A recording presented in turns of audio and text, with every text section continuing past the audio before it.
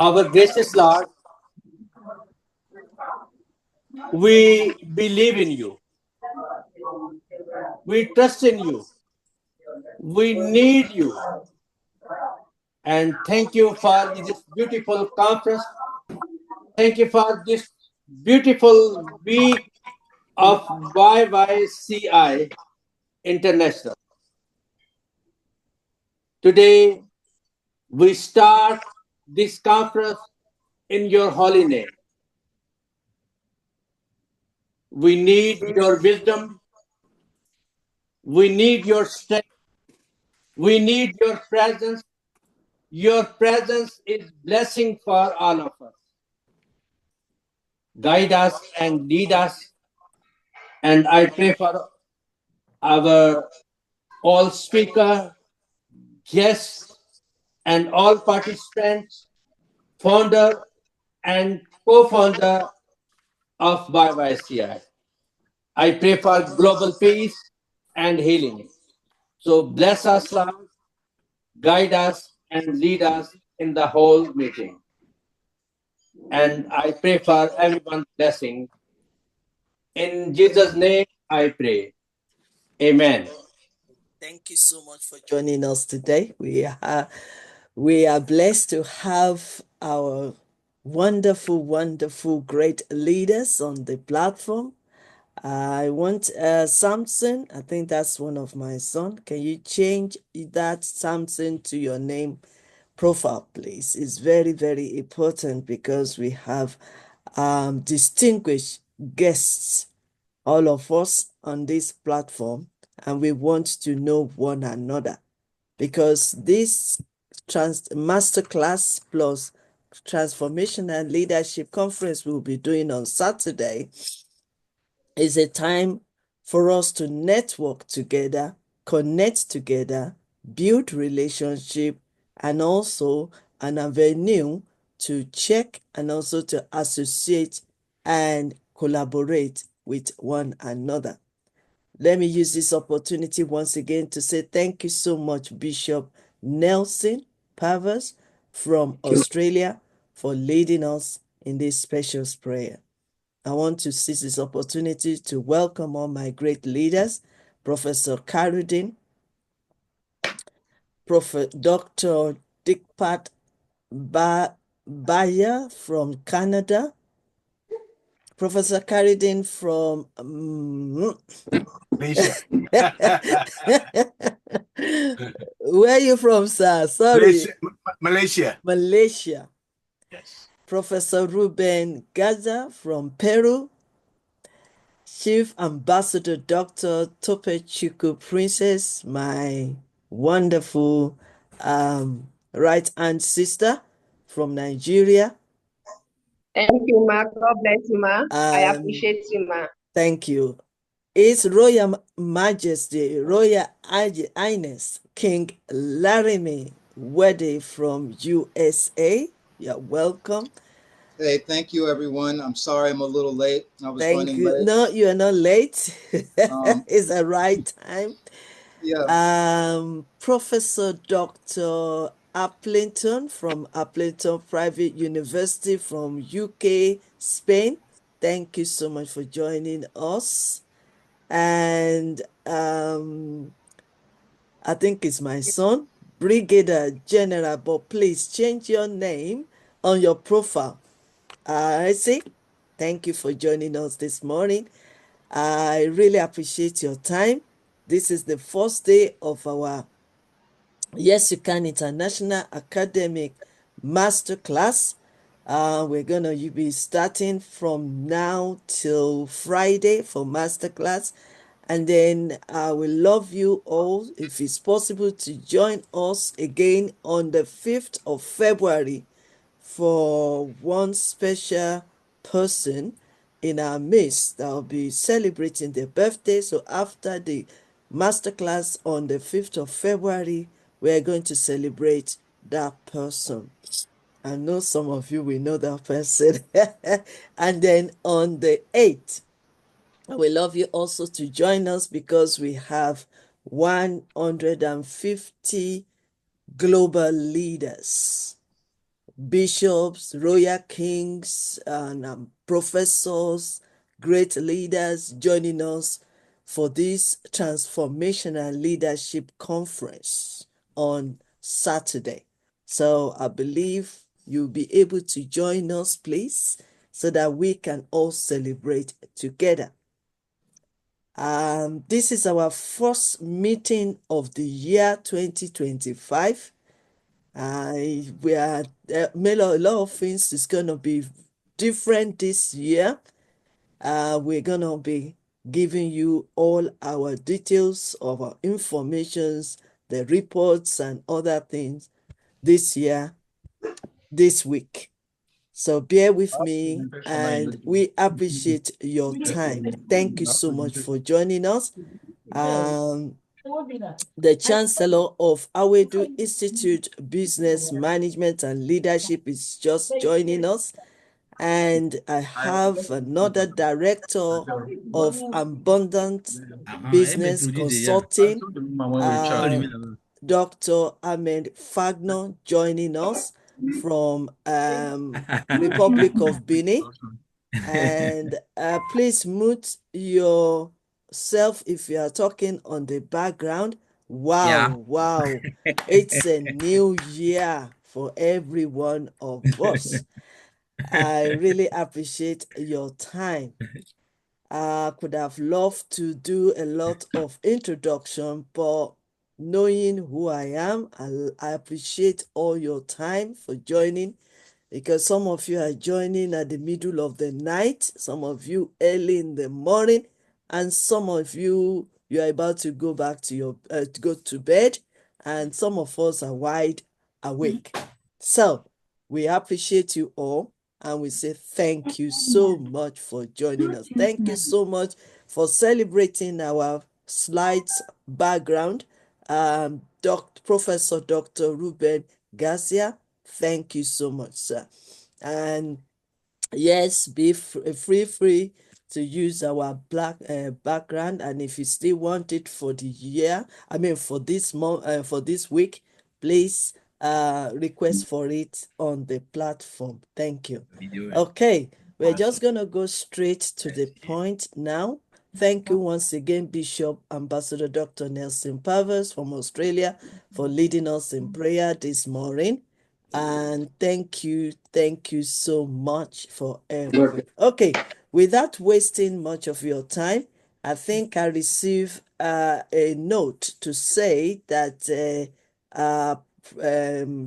Dr. Ewedu will be traveling or something like that. So permit me to quickly welcome him to share his wealth of knowledge on his own chosen topic. Remember, we are focusing on mindset for transforming relationship, which is very, very important. And when we are talking about relationship, we are also focusing on all various relationship in business, professional relationship with God Almighty, relationship with our family, relationship with our colleagues, and many, many more like that. Even relationship between the leaders, relationship among the nations.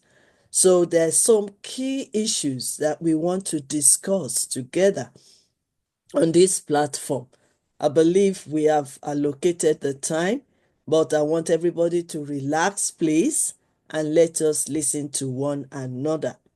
If for any reasons you need to leave, please let us know if you are coming back, because the system is so funny. When he notices that people are coming in and out, it can knock the person down, and the person will not be able to join back again. Also, please, if you have any friends or any relatives that are joining us, please let us know them, because we are very, very sensitive, and even the system is sensitive to who we are bringing to this precious platform. So, without wasting time, I believe that at the moment, guess what again? This morning again, my website is playing off. So some of the informations I might not be able to share it at the moment.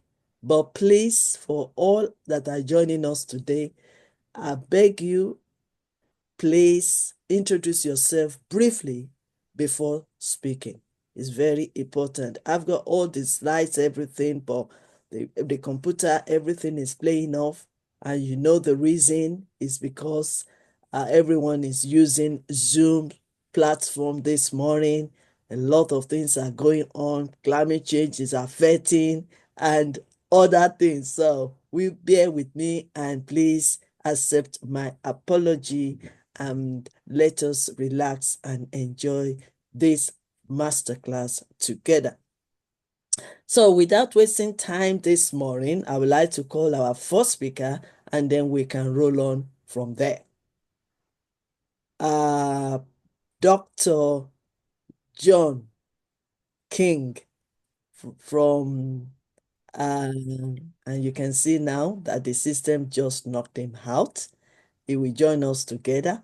Let me use this opportunity to welcome Professor Ruben Garcia to share with us. Good morning, good evening, good afternoon, everyone. Am I audible enough? Yes, you are.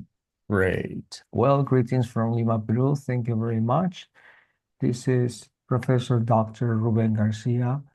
I am a vast professor.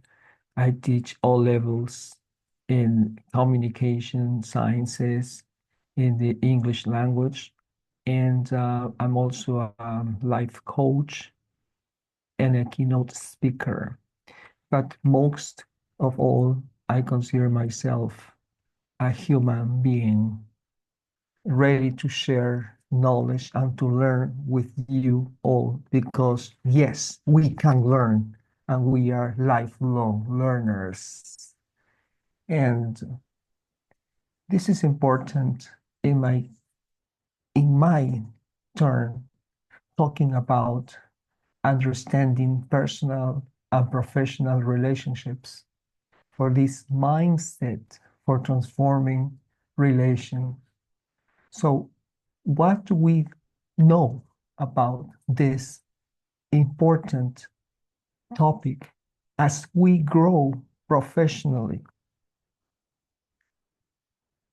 and personally? We recognize that although our technical expertise is important and helps us to complete tasks, the relationships we develop are what enable our work. Friendships and collaborations with others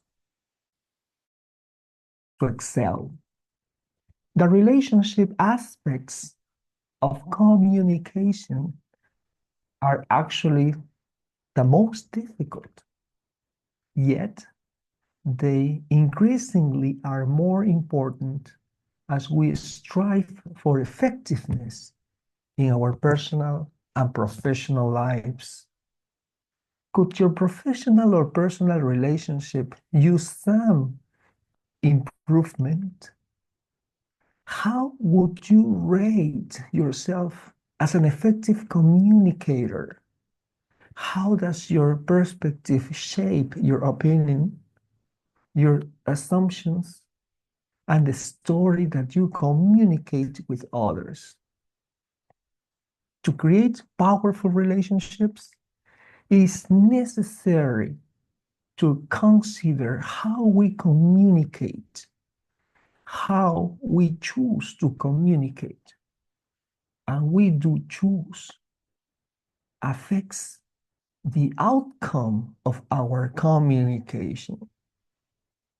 Our spoken words are important. We may use the right words, but also must consider the impact of our tone of voice and body language. Is it consistent with the right words? Perhaps you have experienced situations with family, friends, or colleagues who smiled at you when they conveyed their message, yet their arms were crossed, their speech was rapid, and they avoided making eye contact. During those type of conversations, what affected you more, the verbal or non-verbal communication? Literature related to the importance of effective communication is abundant. A classic work on communication and relationship, How to Win Friends and Influence People, was the first published by Dale Carnegie in 1936 and remains a bestseller today due to its simple suggestions on how to better communicate. Resilient leadership emphasizes becoming aware of how we show up, meaning that we or what our presence is like when we interact with another individual or an organization is indicative of the success of our relationships with others. Understanding our emotional triggers and their impact on relationships determines the outcome of effectiveness of the message we are conveying. Overall, realizing our emotions is part of a process that can be explored by understanding our automatic responses, how we lead, and how we tend to think. Relationships are affected by our behavior. Granny Patterson, Maxfield, Macmillan, and Switzer in 2013 teach us how to be an influencer, to change behavior and transform lives and improve relationships. We our relationships, our stress, understand our internal reactions, and tame our mind, which is very important. Communicating in a calm and productive manner makes solving conflicts easier, as was cited by Rosenberg in 2015. Ernan's work in 2016 on visual intelligence teaches us how to enhance our communication by communicating what we see versus what we think. Communicating what we see provides more accurate information and decreases the chances of miscommunication, which in turn can alter relationships. According to Brown in 2018, choosing the right words to communicate how we think takes courage and may increase our vulnerability in relationships. Yet, by doing so, and thus having heartfelt conversations, can provide joy and meaning and lead to healthy relationships. We choose how we communicate by understanding the impact of our verbal and non-verbal communication, as well as our emotional triggers, may influence the health of our relationships. Respect and caring are two key elements of healthy interpersonal relationships. Again, respect and caring, regardless of whether the relationship is personal or professional. How would you rate the level of respect and the level of care you demonstrate to your colleagues? Are those ratings the same level for your family? How are they similar or different? Does anything need to change? A relationship building strategy to improve effectiveness in communicating is to talk or to ask questions. Understanding our emotional triggers and their impact on relationships determines the outcome and effectiveness of the message we are conveying. Ask yourself and ask the person with whom you are communicating. For instance, how might this individual be viewing the situation? And how might I be coming across this person? A way to find out is to ask a question, preferably an open-ended one that does not simply give a yes or no response. It starts with words such as how, what, when, or even a statement such as, can you help me understand? A valuable technique when in a challenging communication, especially one in which the relationship is important, is to understand perspective by asking a question. It conveys respect and caring to the other party, and it helps ground your understanding. Fulfilling relationships are grounded in having our values as well as the values of others recognized, respected, and accepted. Values also can connect to your perspective and our perspective at the same time. Consider again the issue with the neighbor and the fence line, for example. The neighbor may desire to have a larger space for their young children to play, meaning flexibility in something they value. You may be immersed in neighborhood regulations, indicating that rules are an important value to you.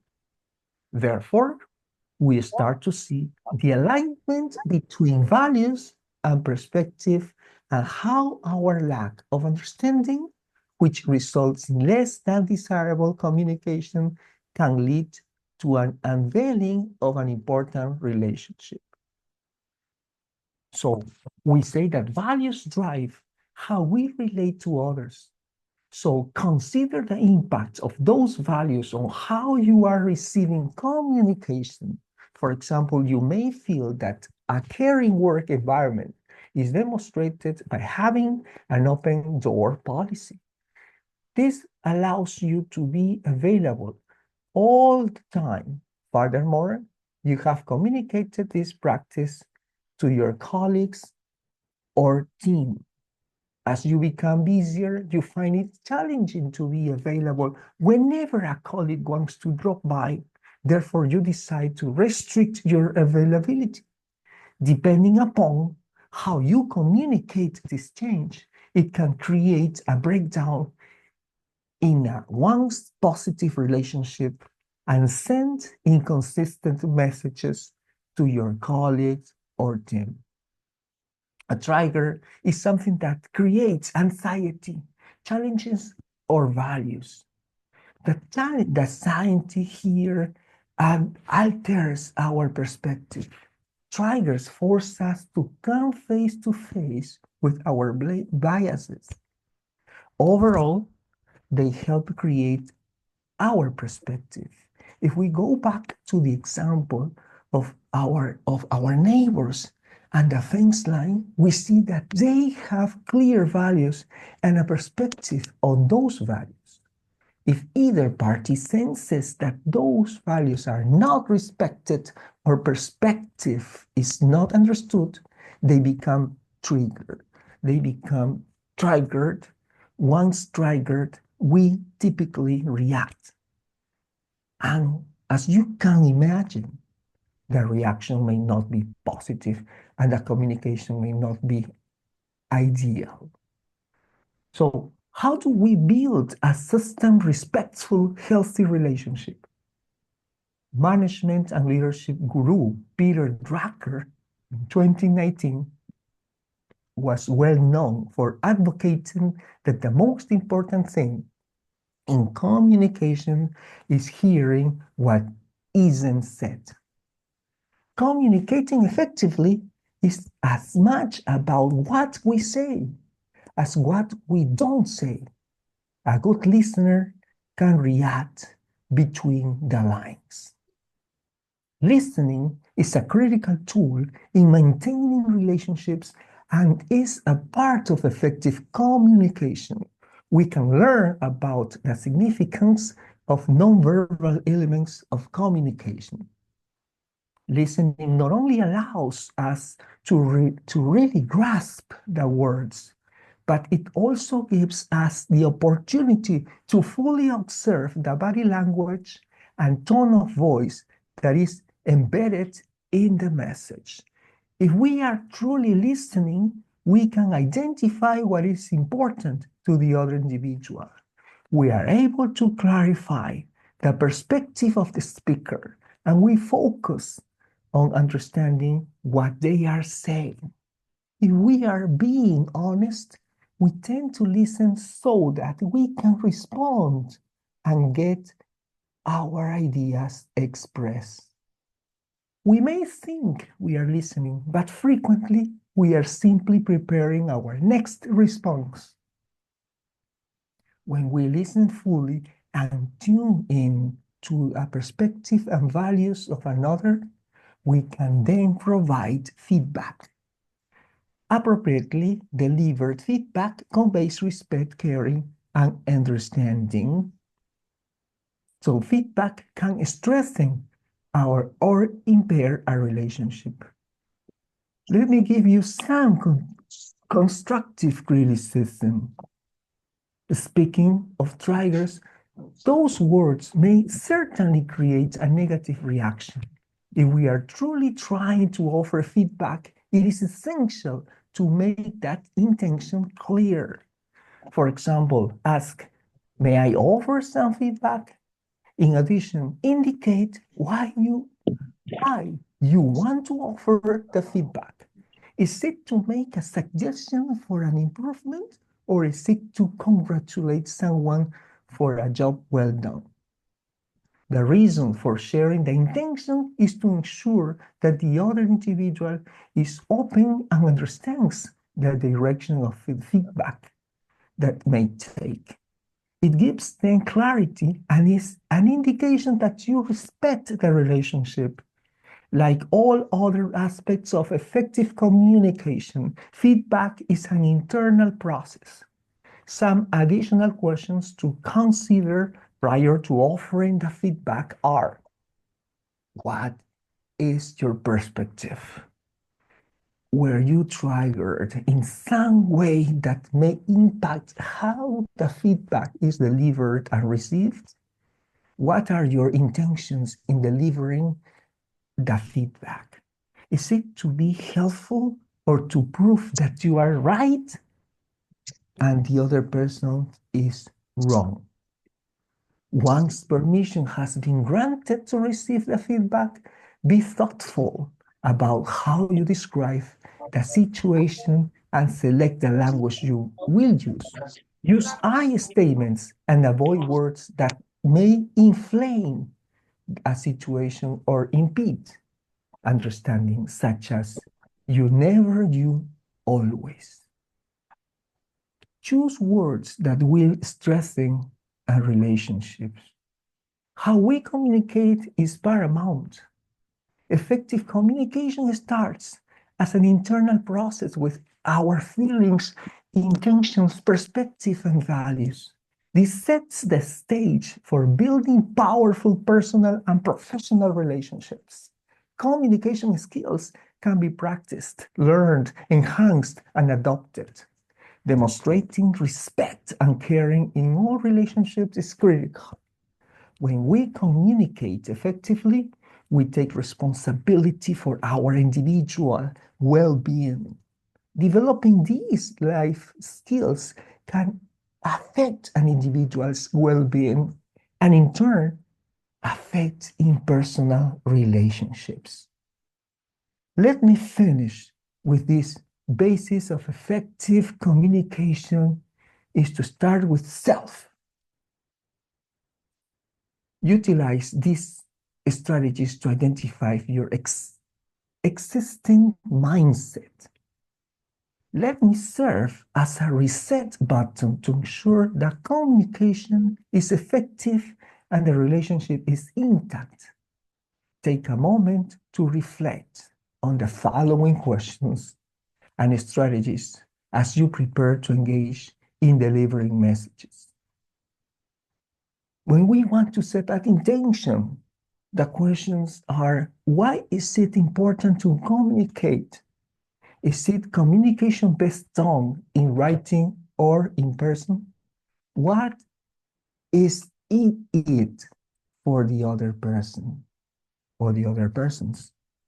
Is your intent positive? In perspective, we can ask, what is your view or perspective of the situation and or for a person? How are you feeling internally? Anxious, worried, etc.? How do you want the other individual to view you and your message?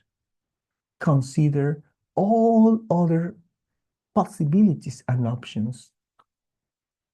In values, we can ask, does the situation you want to communicate reflect your values and those things that are important to you? Do you know the values of the other individual? What is the desired outcome? Are you being triggered? How about listening? Remove distractions. Avoid planning your response while the other individual is speaking. Maintain awareness of your feelings, triggers, and perspective. And finally, in feedback, the questions might be, what is your intention in providing feedback? Ask for permission to provide feedback. Be aware of your language. Choose your words carefully. Example, use I statements and avoid statements such as you never or you always. Offer specific feedback. I really hope that these insights help you to understand the personal and professional relationships, and in this way, transform the mindset in relationships. Yes, we can. Greetings Yes, from we Lima, Peru. Wow, what a way to start our first Yes, You Can International Academic Masterclass. What a way, especially 2025. I'm telling you, Yes, You Can International stands for relationship. But we just don't want to be talking about relationship and not really focusing on the key element.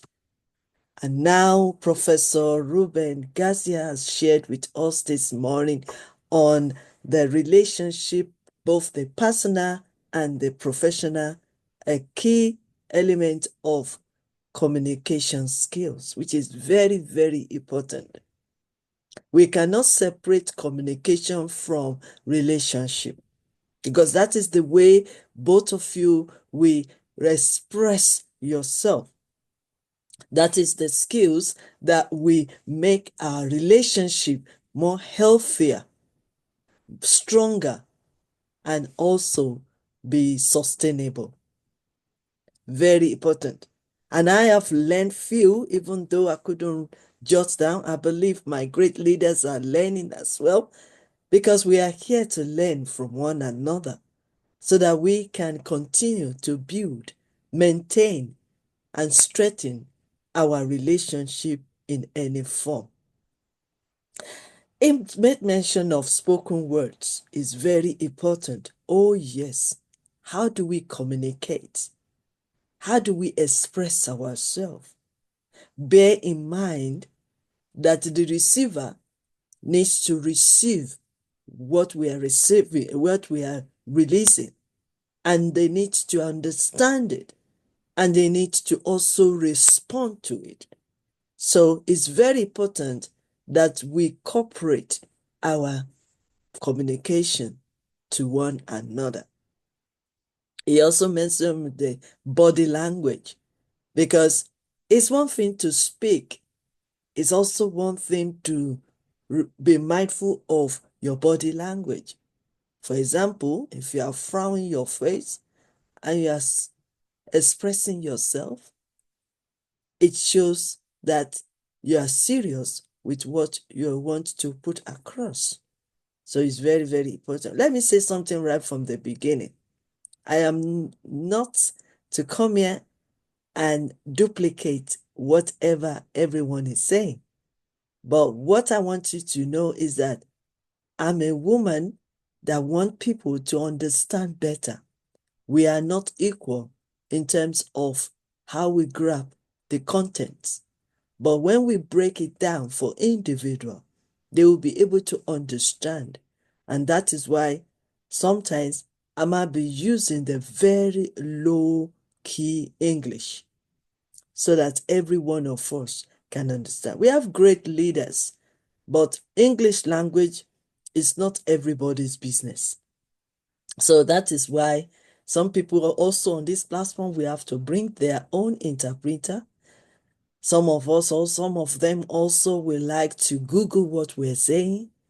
So even for them to even communicate and feel welcome on our platform, they have to go extra lengths to be able to bring some other devices for them to understand. So that is why you might not expect me to come with a one big English somewhere or language, because we want to improve and we want to apply what we've learned. So that is why we have to break it down. I also like the fact that it says that when you are very effective in your communication, there will be clarity of the perspective. There will be understanding. Sometimes we need to respect our views. That is why it is so important that we listen. And that's where we will bring out the feedback. Sometimes if you don't understand some things, if you don't understand what the other person is saying, you might want to respond in a negative way.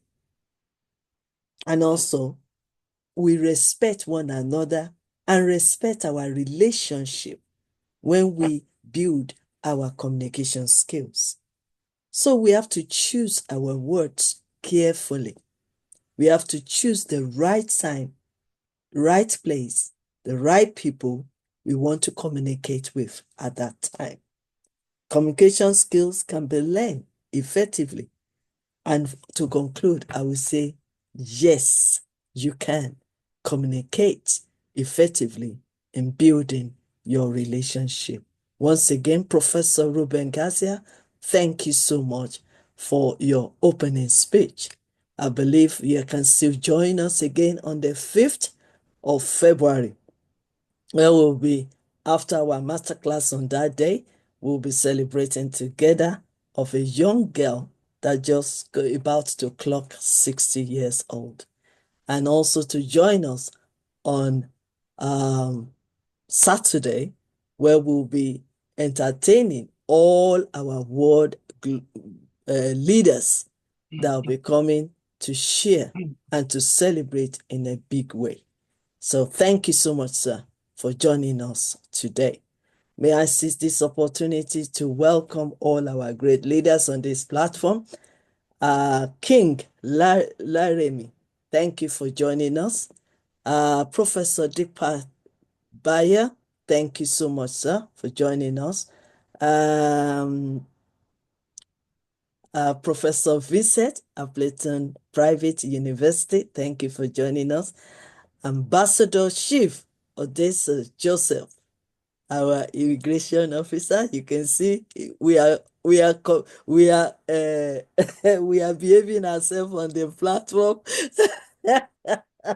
Thank you for joining us. Madam Shola Odu, thank you so much, ma'am, for joining us. Dr. Stephen Cameron, thank you, sir, for joining us. Dr. Samina Evely, thank you so much for joining us. Ambassador Bolatito Dapo Ayola, thank you so much for joining us. Chief Ambassador Topechuku Princess, thank you for joining us. Please be prepared to speak to us next because we are going for your meeting. So please, we'll be calling you shortly.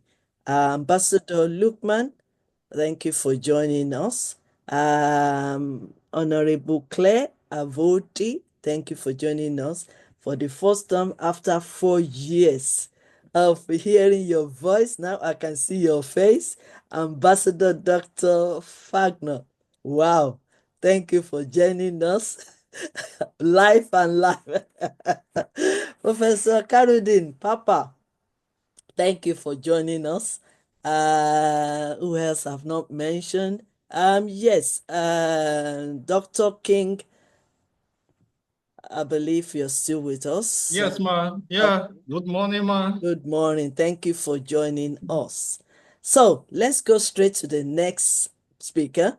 And after Chief Ambassador Tope Chuku, I would like Dr. King to please be ready to speak after the next speaker. Thank you so much. Right. Like I said, all our systems are playing up at the moment, so I won't be able to share. The profile is on the system. If we can get it done before the end of this our program, we will do so. If not, as from tomorrow, we'll be able to share your profile. But please, when you're speaking, before you speak, please introduce yourself briefly, and we will be able to get our speakers so that we need to know them better. Let me remind you, this platform is for Masterclass. I believe you are all learning and you are absorbing everything you've learned and ready to apply it to improve our relationship, both personally and professionally. I also want to indulge us, please, during the teaching because we don't want distraction. Please be mindful of what you do on the platform, especially when your camera is on. And also, please, if it's possible, if you're going to chat with somebody in the background, please mute yourself. It's very, very important. Thank you so much. We appreciate you all. And we want to respect all our great leaders, all of you, including myself on this platform. So thank you. We sent our prayers to Ambassador Bola Tito at the moment, even though she's on the platform, but she's also in the hospital. So we pray that God will heal her and give her strength in the name of Jesus. Okay. Chief Ambassador Dr. Tope Chuku Princess, the stage is yours, sir. Thank you very much, my chicken. Nora herself, the professor, the ambassador, the doctor, the global queen herself, I bow before you as my elder and leader. God bless you, ma. I also greet everyone in this program. I say, God bless all of us in Jesus' name. Today is not my main day to speak. As I've told her, by the grace of God, I will start my main speech on Wednesday. Just that I'm having as a teacher, we are having briefing every Monday by 12 noon in my government office. So I have to say something and rush there. and always there is Rousey, so I will not be able to join there. So I want to say something concerning this relationship and communication. If there is no communication, there is no relationship. That is the first thing I know as a person. Because if you are not communicating with somebody, how can you have a relationship with that person? Just like maybe husband and wife at home. When there's no communication between the husband and wife, of course, there's no relationship. They are just like two tenants living in the same house.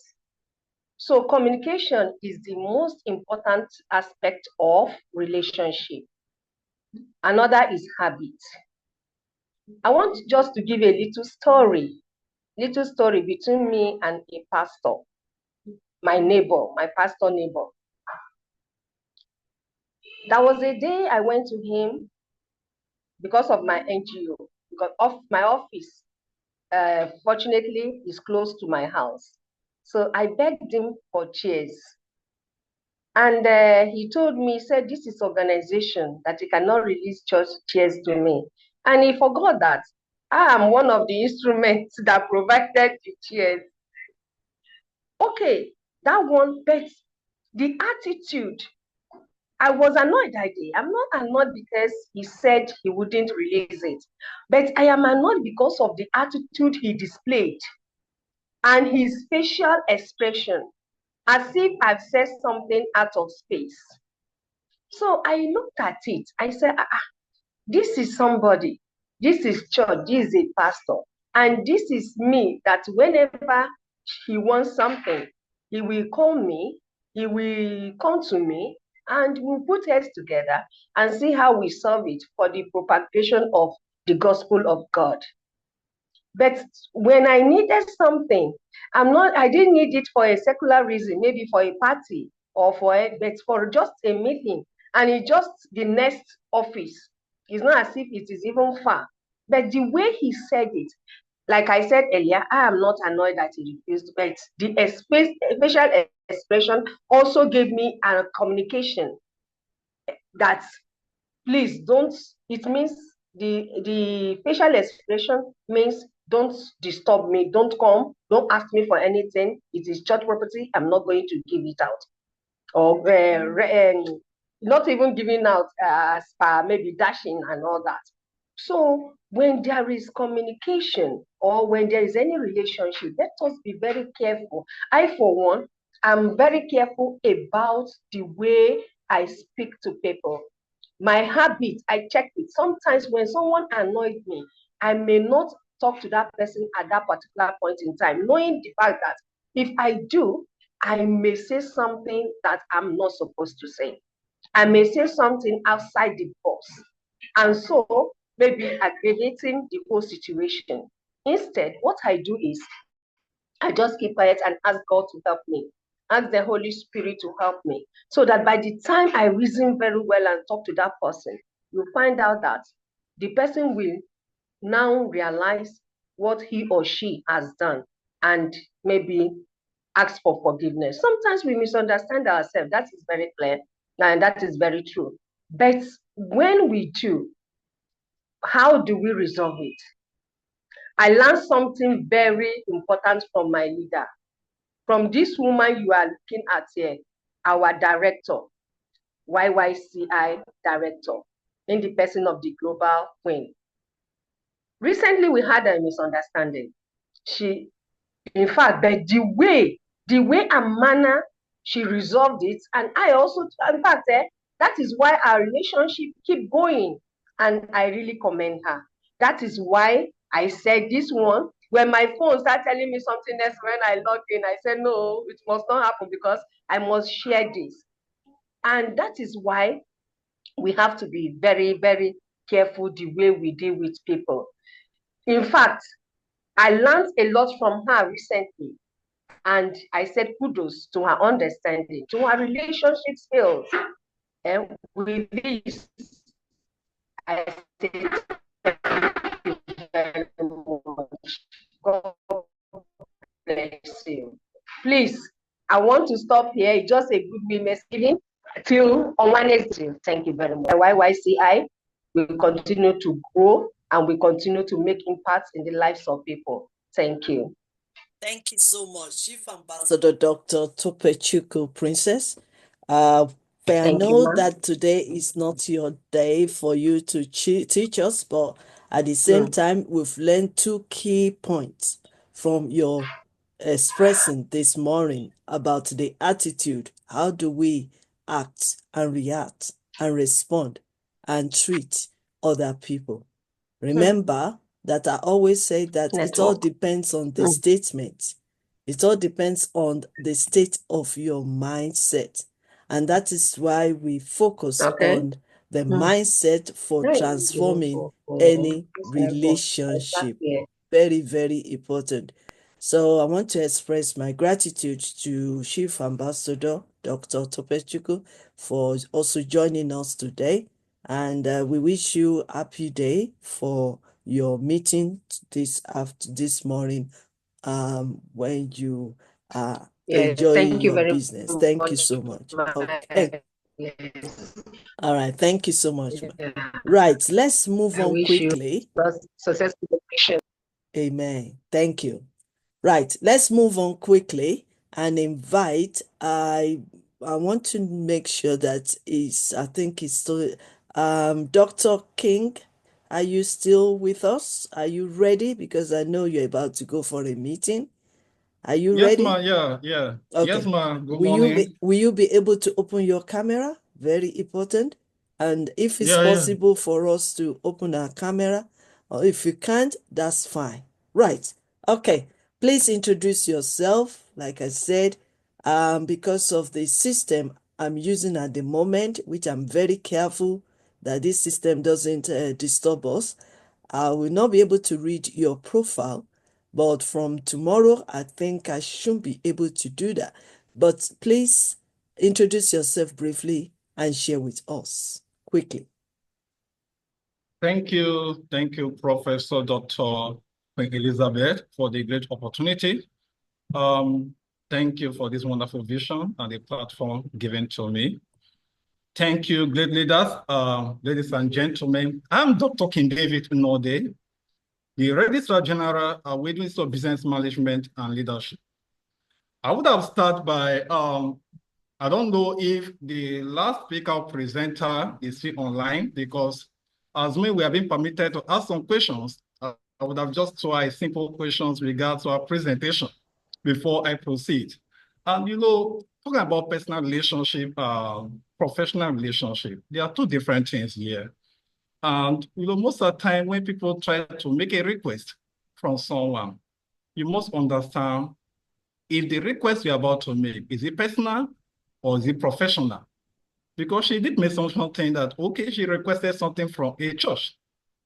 That thing she requested from a church is professional, not personal. It does not belong to pastor.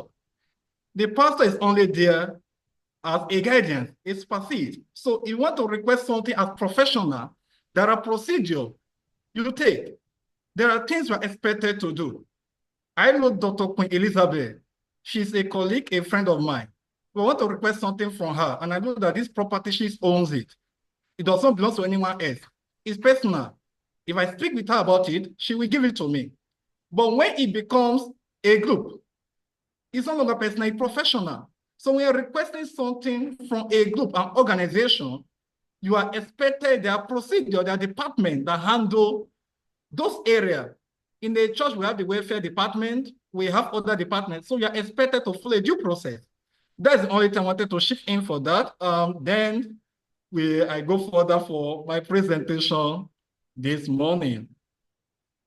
I'm trying to see if I can able to share my screen. Yes, I'm requesting for. Yes, you can.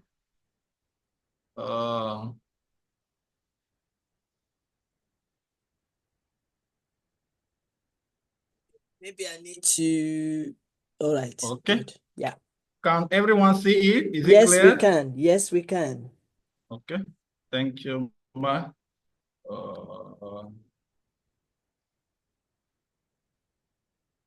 So, understand the topic, understanding personal and professional relationships. I'm going to take it slightly, though time will not permit me to go deeper.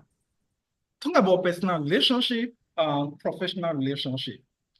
These two play a vital role shaping the individual's personal growth and our career success. You know, personal relationship based on emotional. Talking about the trust, the mutual support individuals derive. You want to go into a relationship with someone, what do I stand to gain? In Nigeria today, the context, these are the questions people ask. You want to be part of your team, what do I stand to gain? So whoever that's coming into a relationship, you must able to put into consideration the benefit of the both parties. It must be a mutual trust, support. Whereas the professional relationship, we are looking at a well structure that has to balance both the work life as well the individual work life balance, their job satisfaction, as well as the productivity of the organization. We have several authors that also viewed the meaning and definitions of personal relationship. Many see it from different angles. But one thing I want us to understand this morning is personal relationship has to do with how an individual relates with the other person. The trust you have on someone. What bonds the both parties together? That is personal relationship. What the both parties stand to gain? The benefit that they stand to share among themselves. While for the organization, you must also consider the productivity of the organization, the role of an individual, the organization, that able to produce results. So the professional relationship has to deal with a set of goals. There must be a standard that organizations are put in place.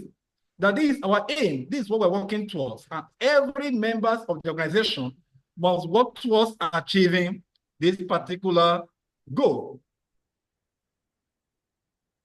According to Horan and Corey, define a PWR, personal workplace relationship, as a voluntarily, informal, or mutual and consensual relationship between two,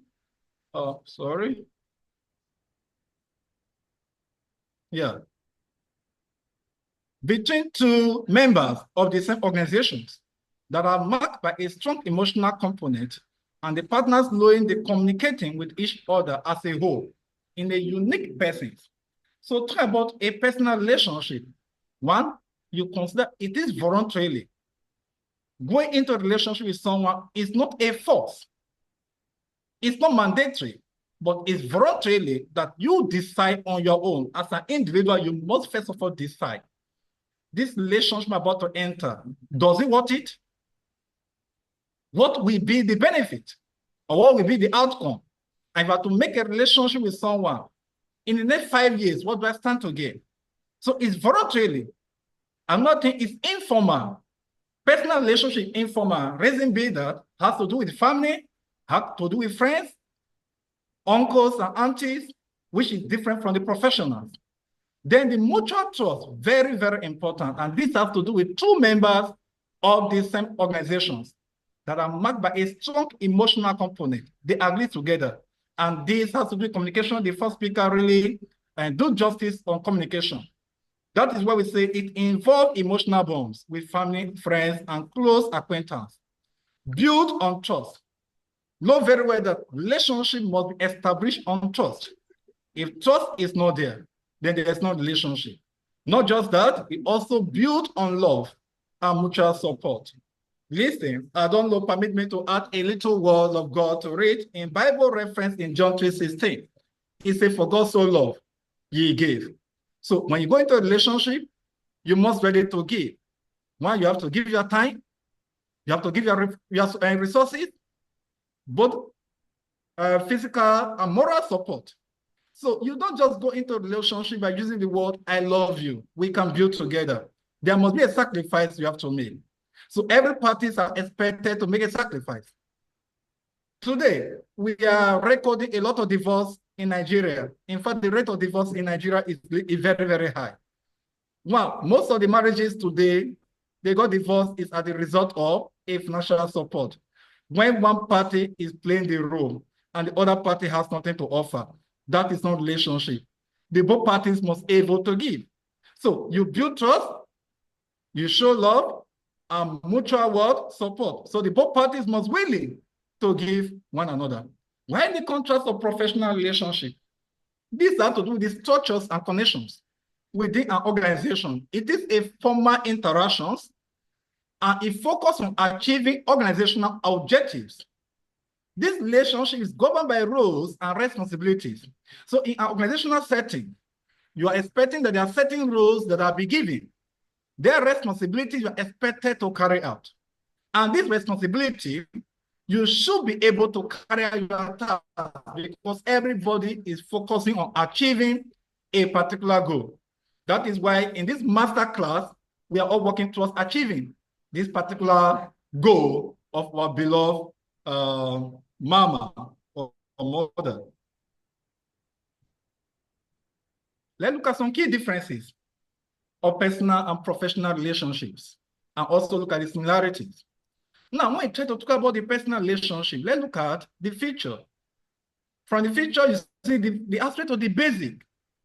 Personal relationship has to do with emotion and affection.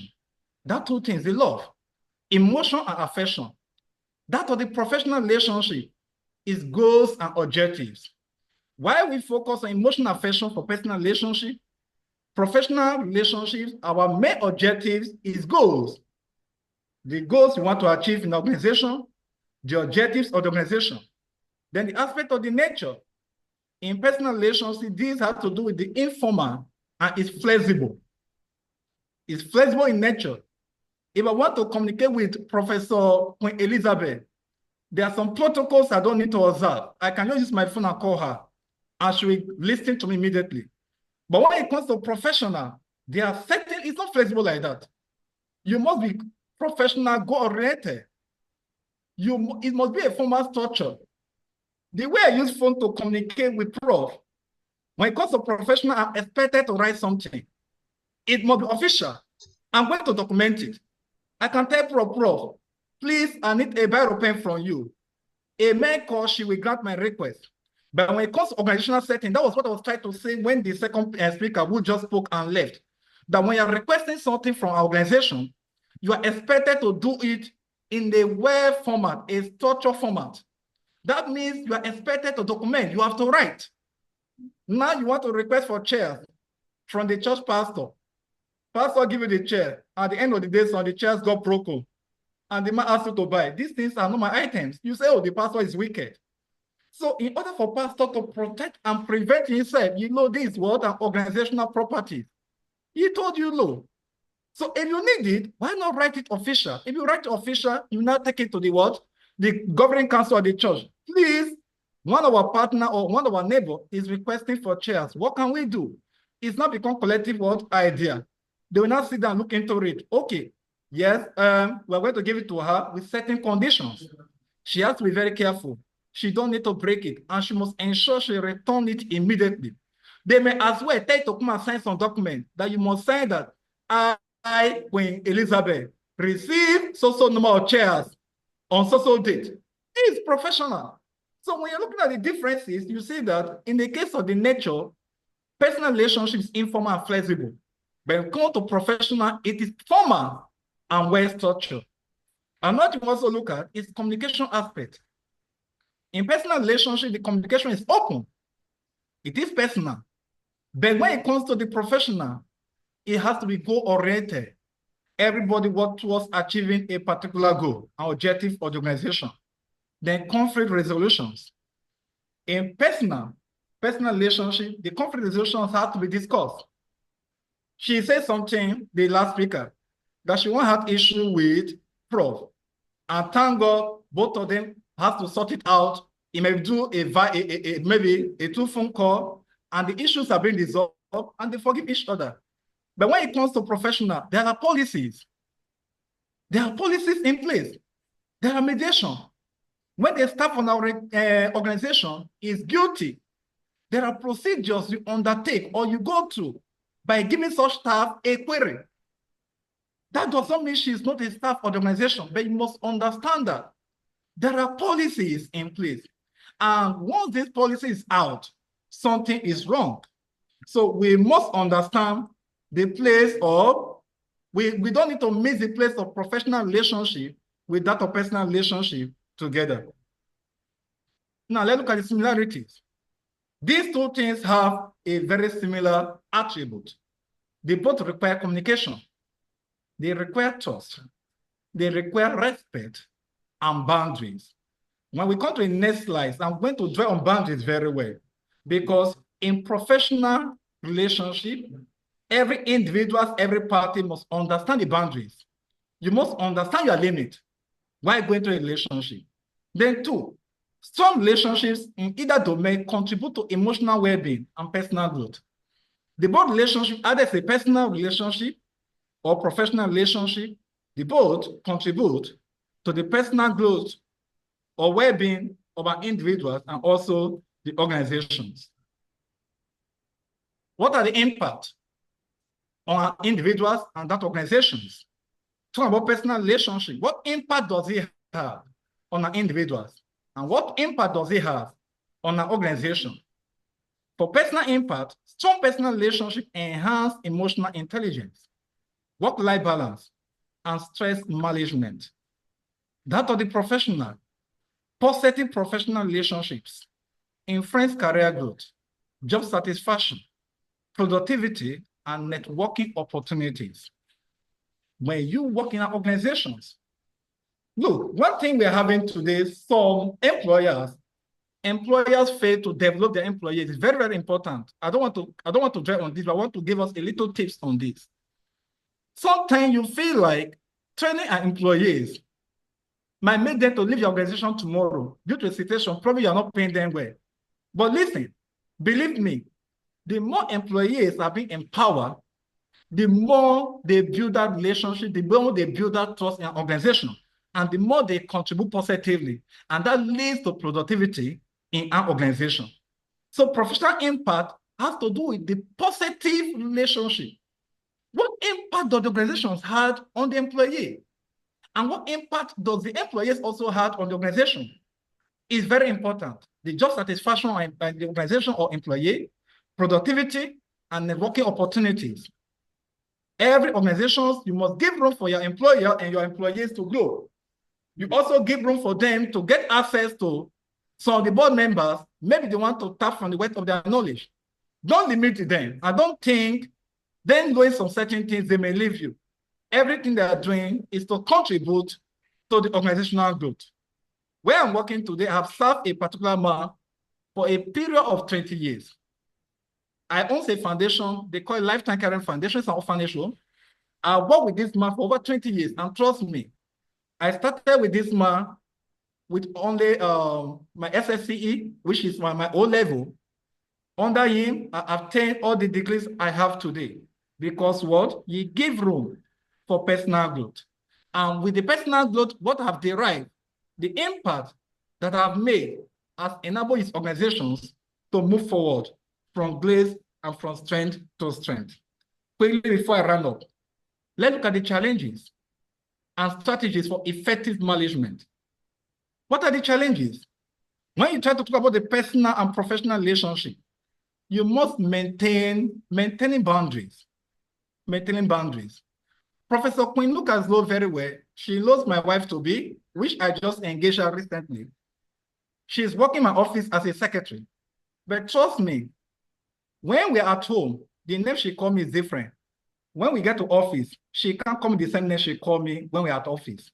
That shows that in the workplace, you must define the workplace environment and when you get home. Your wife calls you sweetheart when you're in your house. When you get to a workplace, that sweetheart must be removed. She must address you as a director, or she must address you by your name. Because you don't want to bring, listen, these are the mistakes that people make when it comes to organizational setting. You must understand your boundary. As executive director, as an employee, know your limit while you're working. When you are not being called upon to speak, you dare not speak. Just like the first speaker said something, you say, learn to listen. As a communicator, one of the key characteristics of a good communicator, you must have that listening skill. Slow to speak, but listen more. So as employees working in an organization, you must understand your limit. So it is important to establish a clear boundary between personal and professional spheres to maintain a healthy balance. Don't carry your relationship at home and bring it to a work environment. And that's why most of the time, we also use when time of recruitment, you want to recruit personnel to work with you because I know him, he's my brother, he's my family relative. He should come and work in my organization. That alone will kill your business. If you cannot recruit a well-qualified personnel to work in our organization in order to contribute to the growth, and you want to use because he is my family relatives, he is my brother, you are going to spoil your business. So understand and maintaining the boundaries between personal and professional relationship. Another thing is managing conflict. Conflict can arise in both personal and professional relationship, but effective communication matters. You must understand both the upward and downward communication.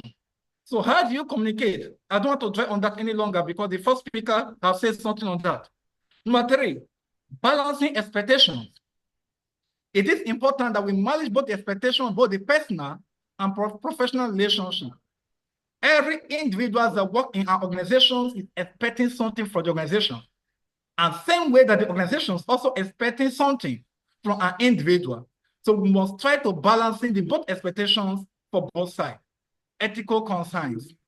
The considerations play a crucial role in maintaining the integrity and trust for both personal and professional relationship. One thing is our organization, we have what we call confidentiality or fidelity in our organization.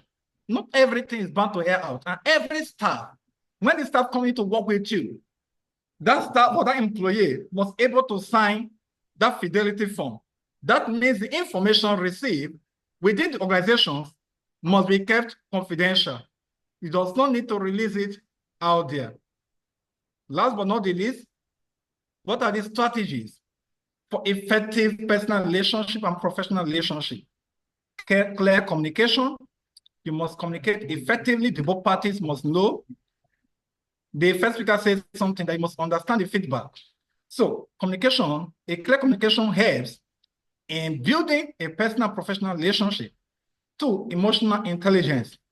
You developing an emotional intelligence help individuals understand and manage their own emotions and those of others. Professionalism.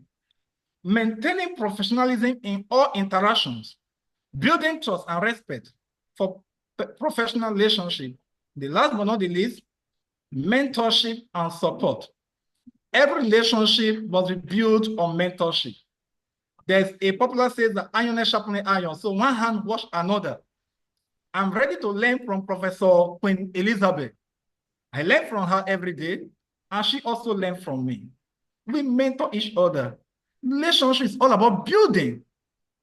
Somebody asked me, how do you define friendship? And I just give someone a practical example. I say, look, in my understanding, if I make a friend with you, if the money I was having in my bank account was just maybe $500, and within 1 month, the $500 increases to $1,000, you are a positive friend. I have to keep that friendship. But if the $500 reduces to $300, $200, $100, I need to run away. That means you are there to run my life. In a relationship, the both parties must mentor each other. We must provide support. We must provide guidance. In conclusion, understanding and managing personal and professional relationships is key to success in both life and career. By fostering respect, communication, and emotional intelligence, individuals can enhance their personal well-being and professional effectiveness. Thank you, and God bless you. Wow, amazing, amazing. He has actually helped me because I won't need to repeat what he said, especially when he has already shown us his slides. I want to seize this opportunity to say thank you so much, Dr. King, for sharing your valuable information. Very, very important. And I also want to appreciate you on behalf of my sister. I'm sure she's still on this platform, about that question that you've answered about when you are requesting for something, you need to look it in a angle of, is it professional and is it personal? And if it is personal or professional, You also need to understand the meats and beats or the procedure to go about, and to understand main reason why the person might refuse not to attend or to give you what you want at that particular time.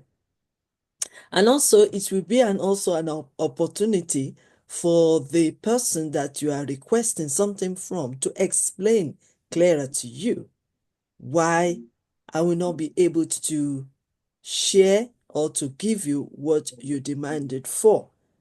All these things is all about communication and better understanding.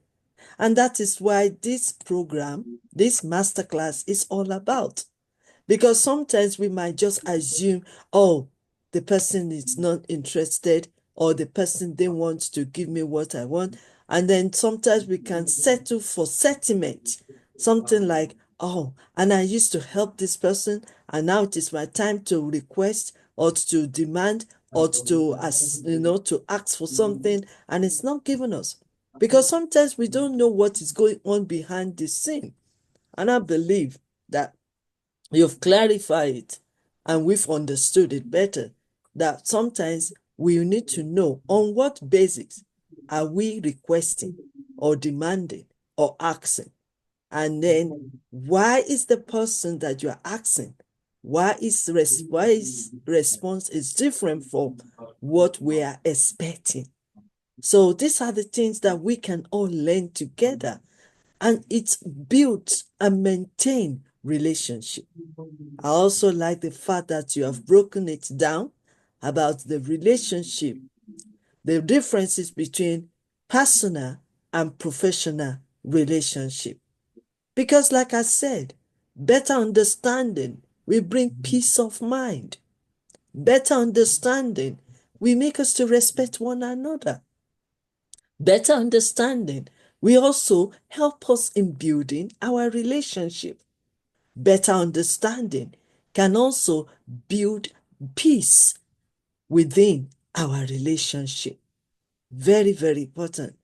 And I want to appreciate you once again, Dr. King, for coming up, the founder of Awedu Institute Business Management, which I am also personally involved in that institute. Recently, they awarded me honorary doctorate because I traveled to Nigeria to actually visit physically in their office.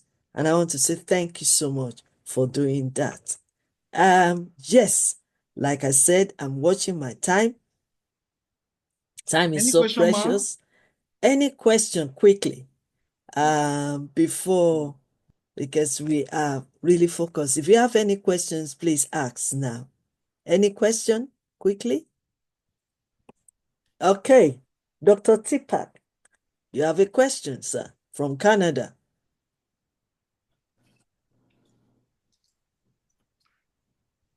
Thank you, Dr. King. Dr. King have prepared thoroughly, explaining all the things, and everybody can realize, looking Dr. King's chart, how much he devoted to prepare all these documents, which I really appreciate how he explained about relationship, understanding in between personal and professional. I would like to ask the questions. If we have to understand and to make relationship with non-human being, how we can do? Like, for example, relationship making with the animal, mammals, and other like entomology, insect, how we can make relationship and how we can understand. That's the question. Okay. So quickly. Any other person? Let me take all the same time. Any other question? Please answer that Because because we are really time conscious. Okay. Yeah. Thank you very much, Prof. Is it Prof. Deepa from Canada? Yes. I most sincerely appreciate you for that beautiful questions. Now, let me say this. I'm going to use my organization as a practical example. I'm not just children from 2 days old. I don't know them. Like children being abandoned. Their mother gave birth to them, throw them on dustbin, abandoned them on the street. And I brought them in, nurture them from day one.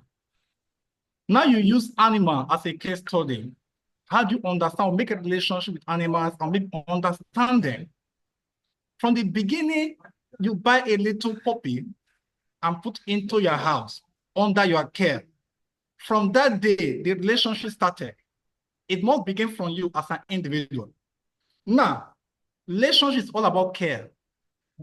Even if it is lion, when a lion seeks care from his or her guardians, that lion must at the same time reciprocate the care and love for you. When you are taking care of animal, or maybe you have animals within your care, and you want to build relationship with such animal, the care you provided, the protection, the love shows that you already established that relationship with that animal. And in return, the animal must reciprocate. Another thing you also need to know in building a strong relationship, you must speak a positive word. Every morning as I wake up from sleep, I speak something positive in the life of all my children. I never say that you will be useless, you'll be condemned. So even your animal hear your voice. When you speak something positive, you have right to command your dog, hey, baby, come. You pet the dog. I expect you to be a great child. You must do this. You don't need to pull here. You want to pull, go this way. So by so doing, they have ear, they listen. They have eyes, they see. They have nose, they can perceive. So whatever you're saying means a lot to them. They cannot tell you positively, but they are saying it with all the signs. In communication, we have signals. They have seen it, but by so doing, now how we now know that dog want to reciprocate? Keep your dog outside, travel to work. When you come back, you will see how barking the dog will look like, because with excitement, the owner of the dog is back home. So you're shouting, whoop, whoop, barking to you. That is an excitement to show that daddy is back. As you come back, the little package you give to the dog, it might be biscuits, juice, or anything, you will see how the dog will shaking around your body. That is relationship. Then back to human being. You see the aspect of care. You see care and support. That you, in fact, you don't need to remove it. So every relationship is built. A strong relationship, to run it up, is built based on care, love, and mutual support. Thank you. Amazing. I believe Dr. Tipak is happy, and I can see him smiling. He's got the right answers to that question. Let me tip up with that as well. Where I'm working, because I'm still working as administrator in an hospital here in UK as well, but part-time, so that I can manage my time. There's one particular dog, they call it therapy dog. And this dog, this little dog, the owner of the dog always bring him every Monday to hospital, so that some of our patients that need, because some of them might have the dogs at home and now they're in the hospital, so they need to see something like that so that they can be more comfortable. So this particular dog is even being employed by the hospital, so he has his own badge, he has his own name badge and other thing. Anyway, to cut it short, when the owner brought this dog to all these words, right, he knew already that he has to visit my ward, even if it's not working, even if it's not meeting any patients in my ward. But he knew he have to come there for one thing. He have to come there for treats. And he knew that he can only get the treat after his work. After doing his therapy work, going around the other words. So there's a particular time I wasn't around. I think I traveled or something like that. And this particular dog, the owner, he's done all this work, and this dog refused to go home. You know how they will hold it, they will resist. He refused to go home, and the owner was wondering, I mean, we finished our job. Let's go, let's go, let's go. But he refused. And then they came to my word. I wasn't there. And the dog really felt bad because the one that cares for him in the world is not around. So I can understand now that communication is very important, and how you treat, including the animals, how you treat them is also important. They might not speak, but the way they will respond to you, we know that they appreciate the little that you contribute to their lifestyle. So that's what I just want to tip off, because this dog is amazing. Even in my working place, all my colleagues will say, oh, guess who miss you? The dog.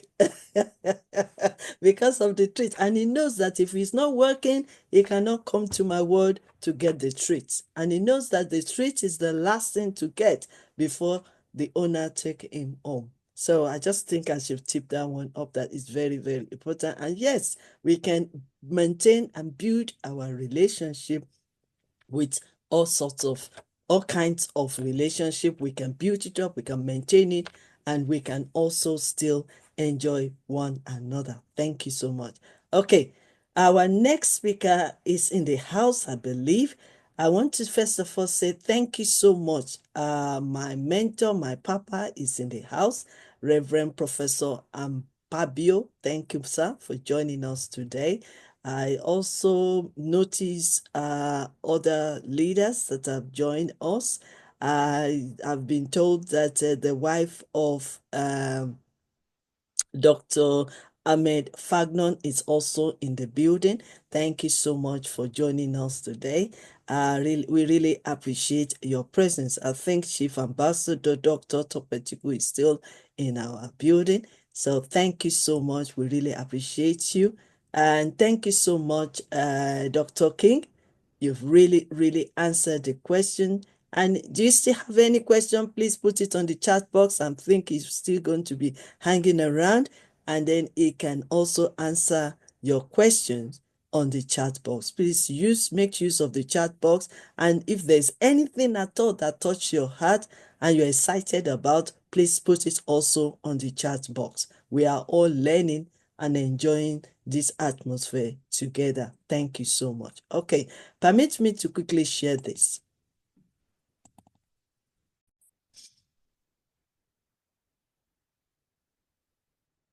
Sorry, my computer is just playing off. Okay, all right, I'll do that. So I think I'm getting used to that place. Let me see. Okay, so our next speaker will be one of our guests of honor. This is his first time of joining us on this platform. And I want to say thank you so much for joining us. And we've been opportune to collaborate with his university, Appleton Private University, UK, Spain. And we'll be working together, especially in the areas of education and also in our own masterclass, academic masterclass. So permit me to welcome Dr. Jose M. Castillo Appleton, Doctor in Philosophical Anthropology and Political Philosophy, as well as Rector of the Appleton Private University, UK and Spain. So I'm just going to quickly show you some of his profile. Some of them might be in another language I'm still learning, maybe in Spanish. So if you are a Spanish speaker, maybe you will understand some of them, and some of them are also in English. So permit me to welcome Dr. Jose M. Castillo Appleton from Spain. You're welcome, sir, to speak to us Uh, this morning. Excuse me, I'm from the Appleton University. My name is Professor Vicente Cucala. I am the director of the economic department, and Mr. Appleton is not here now. Okay. There was some kind of miscommunication. He asked me this morning about when he was supposed to speak, and we did not know. And I'm assisting to the church, but if you wouldn't have a problem to rescheduling his speech, he could make it another day. But sorry, we had no warning, and he's not here at the moment. That's fine. That's fine. I'm sure he will. Are you going to be his interpreter as well when he speaks? Yes. Okay, Yes. so that means we will still welcome you back. Please, we want to appreciate your presence here, sir. We don't know your name. If you can give us your name. What's your name, sir? Vincent Cucala. Okay, all right. I also work in the Appleton Private University, but Okay, I'm in the economics department. I'm the right. director of the economics department. Okay, wonderful. You are welcome to Yes You Can International Academy and Thank you Yes You very much. Can International. We really appreciate your presence, sir. And yes, whenever he's ready, we will invite him to speak and to teach us. And also, we will also appreciate your service to interpret from Spain, from Spanish to English. Right. Okay. Yes. So anytime, send our greetings to him. And we're still here today, tomorrow, up to Friday, and also on Saturday. So I, I I'll would text. love to welcome you back to come and speak to us. I'll text you on WhatsApp and I'll confirm you when he's available and we reschedule it. Sorry for the inconvenience. Thank you so much, sir. Dr. Vincent from Appleton Private University, UK and Spain. You are welcome, sir. Okay, Thank let's move on quickly to welcome one of our royal guests. I was trying to check the profile at the moment, and if I can show it, I will show it while he's speaking. Let's welcome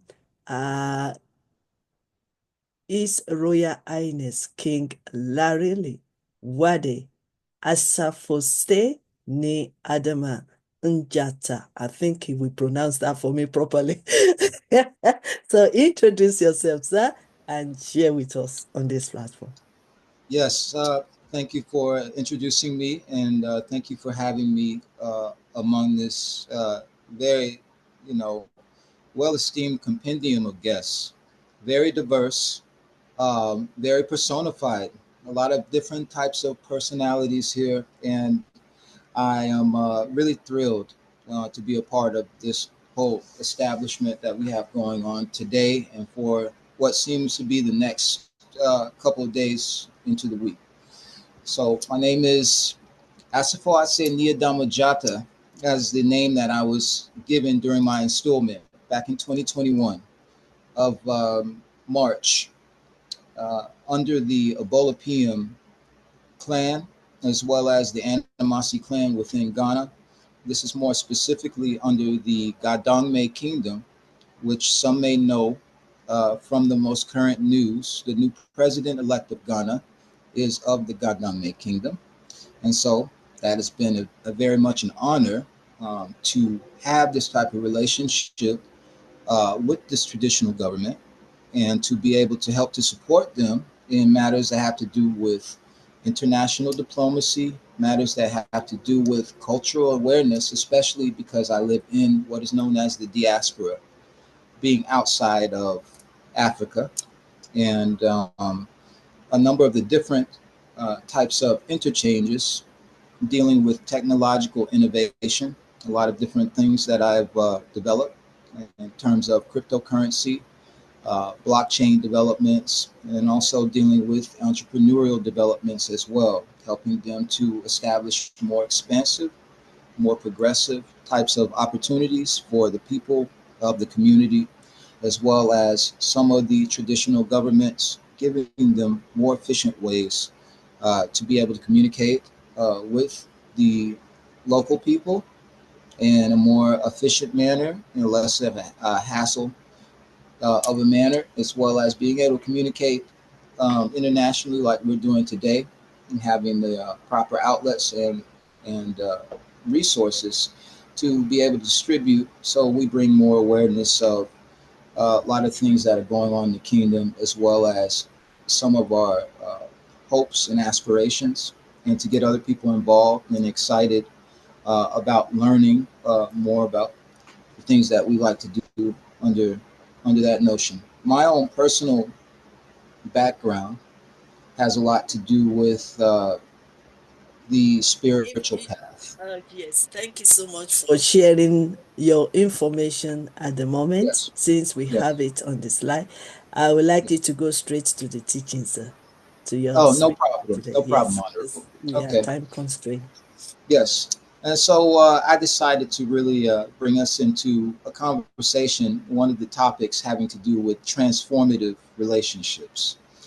My version of this transformative relationship that I wanted to really cover has to do with um, interpersonal relationships, cross cultural relationships, utilizing a diplomatic theme and working as a diplomat, embracing a lot of the inner qualities that make a very strong diplomat and make a very successful diplomat in many different types of engagements, whether they be when you're dealing with people of a spiritual form, when you're dealing with people of an economic form, when you're dealing with localized community forums, and being able to find an objective way to unify and unite, and we can see a common ground. We can see an event horizon together collectively, and bring those things into what they say as consolidation. So with that, I did prepare a very small speech on the topic, but I also wanted to ad lib just to give you a more personalized approach to the way that we can have this whole speech conducted. So that's why I wanted to give my background a little bit. So with all that being said, let's go ahead and start with what I prepared. Okay.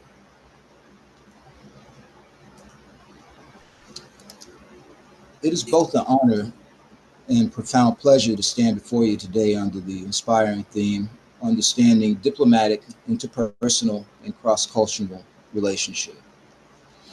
I'm deeply humbled by this opportunity to share insights drawn from my own journey, a path woven with experiences in diplomacy, enriched by a deep appreciation for the power of personal connection and cultural exchange. I have long believed that diplomacy is not just the negotiation of treaties or the resolution of conflicts. It's a reflection of our shared humanity, a continuous dialogue that transcends borders, languages, and cultural divides. In my years serving as a diplomat, I've learned that the true essence of diplomacy lies in the art of listening, understanding, and empathizing with others. It is about building bridges of trust and respect between individuals and nations alike. I come from a background steeped in cultural diversity and historical significance. Growing up, I was exposed to traditions and narratives that celebrated community, dialogue, and the inherent worth of every human being. These early experiences laid the groundwork for my belief in the importance of dialogue across cultures and the need to foster relationships built on mutual respect. In my diplomatic career, excuse me, I've had the privilege of engaging with leaders, diplomats, and citizens from a myriad of different backgrounds. Each encounter, whether in a formal state dinner or a quiet conversation over tea, has reinforced one central truth. Our differences are not obstacles, but rather gateways to deeper understanding. And when we engage with diverse perspectives, not only to expand our knowledge, but also challenge our own perceptions, ultimately leading us to more robust and compassionate solutions. Consider for a moment the power of a handshake, an age old gesture that, in its simplicity, speaks volumes. A handshake can be a symbolic notion of trust, an opening of a dialogue, or a promise of cooperation. Over my years of service, I've seen how such gestures have paved the way for fruitful relationships between countries with long histories of discord. It is in these moments of personal connection that we witness the true potential of diplomacy to heal, to unite, and to transform. For instance, I recall a particular encounter during multilateral negotiation where tensions were running high. The representatives of the two nations with deeply entrenched historical grievances were at a standstill. Amid the formalities, it was a sincere, informal conversation steeped in personal stories and mutual vulnerabilities that broke the ice and enabled a breakthrough. In that moment, I realized that diplomacy, when approached with genuine human empathy, can indeed be a powerful agent of change. At the core of every diplomatic success is the strength of interpersonal relationships.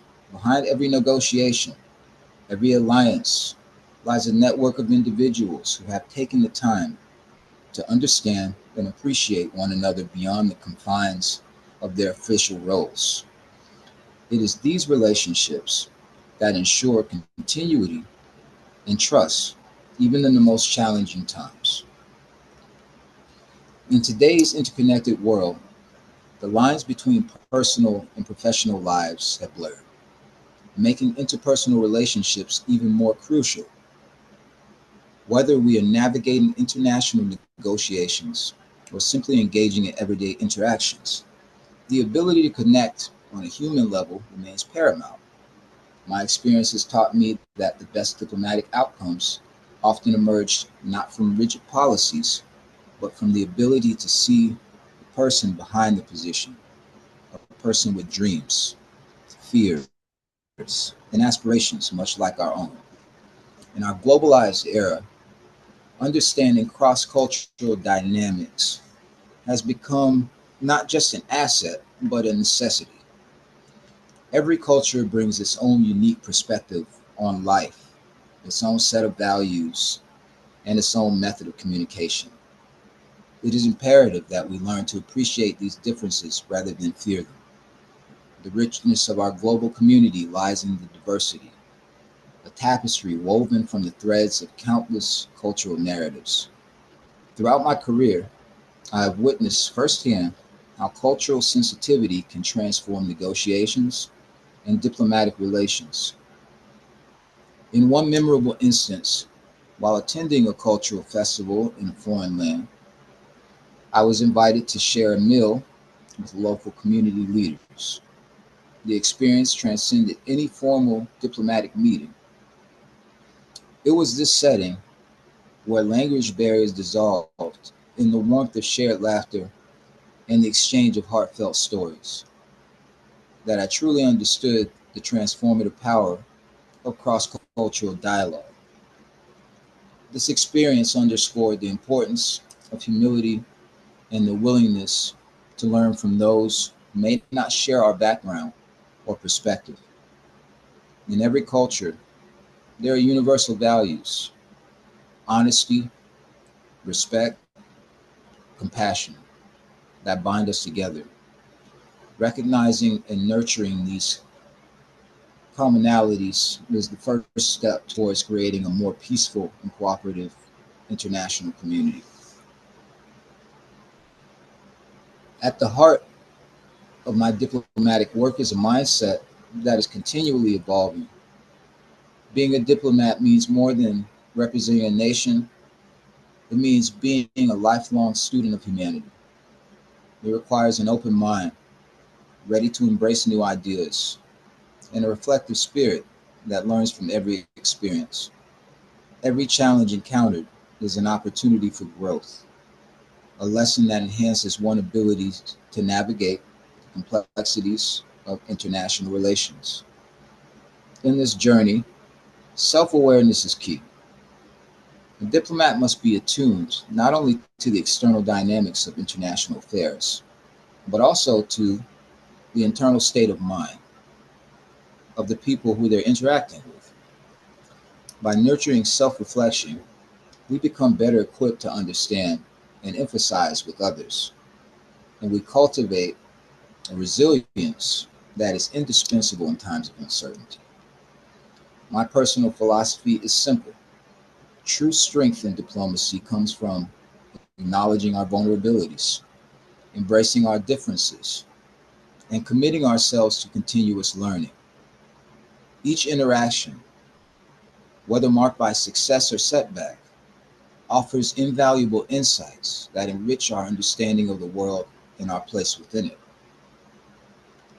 As we stand at a crossroads in an increasingly interconnected yet divided world, I urge each of you to consider the immense power of diplomatic, interpersonal, and cross cultural relationships. Whether you are a seasoned diplomat, a community leader, or an engaged citizen, remember that every interaction has the potential to sow the seeds of understanding and cooperation. We are all ambassadors of our cultures, carrying with us the capacity to bridge divides and foster unity. In our professional lives and in our personal journeys, let us strive to embody the values of respect, empathy, and open mindedness. Let us reach out, listen deeply, and engage in sincere dialogue, even when differences seem insurmountable. Every day presents a new opportunity to build bridges, to mend our wounds, and to create pathways towards a future defined by mutual respect and shared progress. In the spirit of diplomacy, let us be the pioneers of a more harmonious global community, a community where every verse is heard, culture is celebrated, and every individual is valued. In closing, I invite you all to reflect on the power of understanding. It transcends borders, it transcends age, and it even transcends species, as we talked about a little bit earlier, and which I thought was extremely ironic because my dog happens to be sitting with me right now. Um, so I wanted to see how in cross cultural relationships we can use this type of tool to help to create greater leverage in our lives as far as personal empowerment, as far as the resources that we can begin to share that are intangible, as opposed to us focusing maybe on those resources that are more mainstream and more financially attractive, such as gold or oil or any of the larger commercial aspects of business that some of us may engage in, including myself. At the same time, I wanted to not only give a point of insight, but thank you for your attention and your commitment to dialogue and understanding, and for joining me in this vital conversation. May we continue to learn from each other, grow together, and build a world where diplomacy is not just a practice, but a way of life, a testament to our enduring human spirit. Thank you, and may peace and understanding guard our collective journey forward. You so much for joining us for the first time on this platform to speak, because I think you've joined us in one way or the other last year, but this is the official one, and we really, really appreciate you. Thank you so much. Yes, thanks for I just want to share the slides of our speaker. Like I said, the computer or the system is playing off both my WhatsApp and also this one. But we will not give up. We will rise above any technological challenges, and we will continue to enjoy, to learn together, stay together, and share together. So this is his profile briefly. So I'm just going to show it before any other thing, and then we can continue. So what a wonderful lecture you have presented to us this afternoon, this morning. There's still a morning here in UK, and I really appreciate your time. Let me give opportunity to anyone that wants to ask question quickly to ask our first royal king on the platform. Okay, Dr. Vincent, you have a question to ask quickly. Hello, thank you for the presentation. It was extremely interesting. There's a situation in which I personally struggle, and I imagine that in your work, it must be a pretty common situation. There's a relationship in which you address, so you have a negotiation with someone who you have true interest because he has a higher position of power than you. So there's something you really want to have a good relation with that person. And at some point, you realize that that person is not being honest. It's either lying, it's either how do you approach the situation when your main interest is to keep calm, to keep as good relation as you can with that side, but you're realizing that they're not honest. What would be your approach? Thank you very much. Yes, Interesting question. that is a great question. That is a Mm. great question, my brother. And I want to say also, uh, thank you for being here to represent Professor Appleton. I myself am also dean of two different faculties, more recently with Appleton Private University as well. And so it's good to see the faces behind the faculties. It's good to see some of the people who have decided to engage in this selfless effort to promote education. And I thought it was so great when I saw this university. I was just like, I can't believe this. This is amazing that we are offering this type of very refined education for free. I Thank you very have to much. be part of this immediately. And I want to thank anybody who's on this call or even not on this call who has decided to dedicate their time and sacrifice their time in order to give this type of resource to the world. Thank you. And It's so I it's an wanted to it's an honor for the university having people of your talent. Really. thank you. Thank you. Thank you, brother. So to get back to the question at hand, okay? I've had to deal with this personally a number of different times. It's very interesting that you brought this up. There's a couple of different things that I'm like, you know what? There are a lot of people who are on this call, and I don't want to spook anyone out or anything like that, but there are just been some interesting synchronicities. At first, the brother from Canada, he starts bringing up the animal species and the relationship with the animal world. And I think that is a very important relationship that gets overlooked a lot. So I really do appreciate us addressing that very shortly. And just for really quick, I do want to show you my dog. He's sitting here through the whole meeting here. Let's see if we can see that guy. I'm trying to show you. I took the camera off. Fat. Yeah, he's sleeping right now. It's early. So my dog's sitting here listening to the whole meeting with us. This is one of my favorite counterparts to have in any session. Okay, so I've dealt with this unexpectedly. You know, there has to start a point with any type of relationship where you're getting to know people. Yep, there we go. Very similar dogs. So, yep, yep. They're very similar dogs. Yeah, they're almost exactly the same in the face. Okay, so um, my personal experience and how I handle this is one of the first things is do not visibly or verbally alarm them through your reaction to maybe something you become aware of, either through a trusted source who provides you with evidence. That's another thing, too. Make sure this is not just hearsay.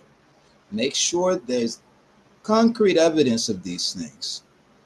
And then what we want to do is now the hard part, the tricky part comes is thinking objectively to try to alchemize this situation, to transform it. So that's what we're talking about here, is transforming our relationships. Now, sometimes the relationship transformation aspect of that is really transforming from a potentially bad relationship that not necessarily you have with the person who is not providing the truth about a certain matter, but maybe the reason why this person is engaging in things that may not be as upstanding as they should be, or a certain protocol is not being upheld as it initially was put out there.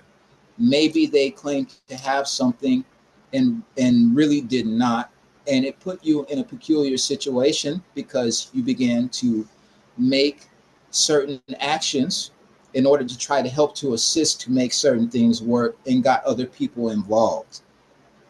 I'm bringing up all of these things because all of these things have happened to me. So I have a personal experience in having to take a situation unbeknownst a lot of times to those individuals and have to craft it and make it something that's feasibly workable and have them work towards improvement. And see, that's the only thing we can do, is we just need to be encouraging through our actions.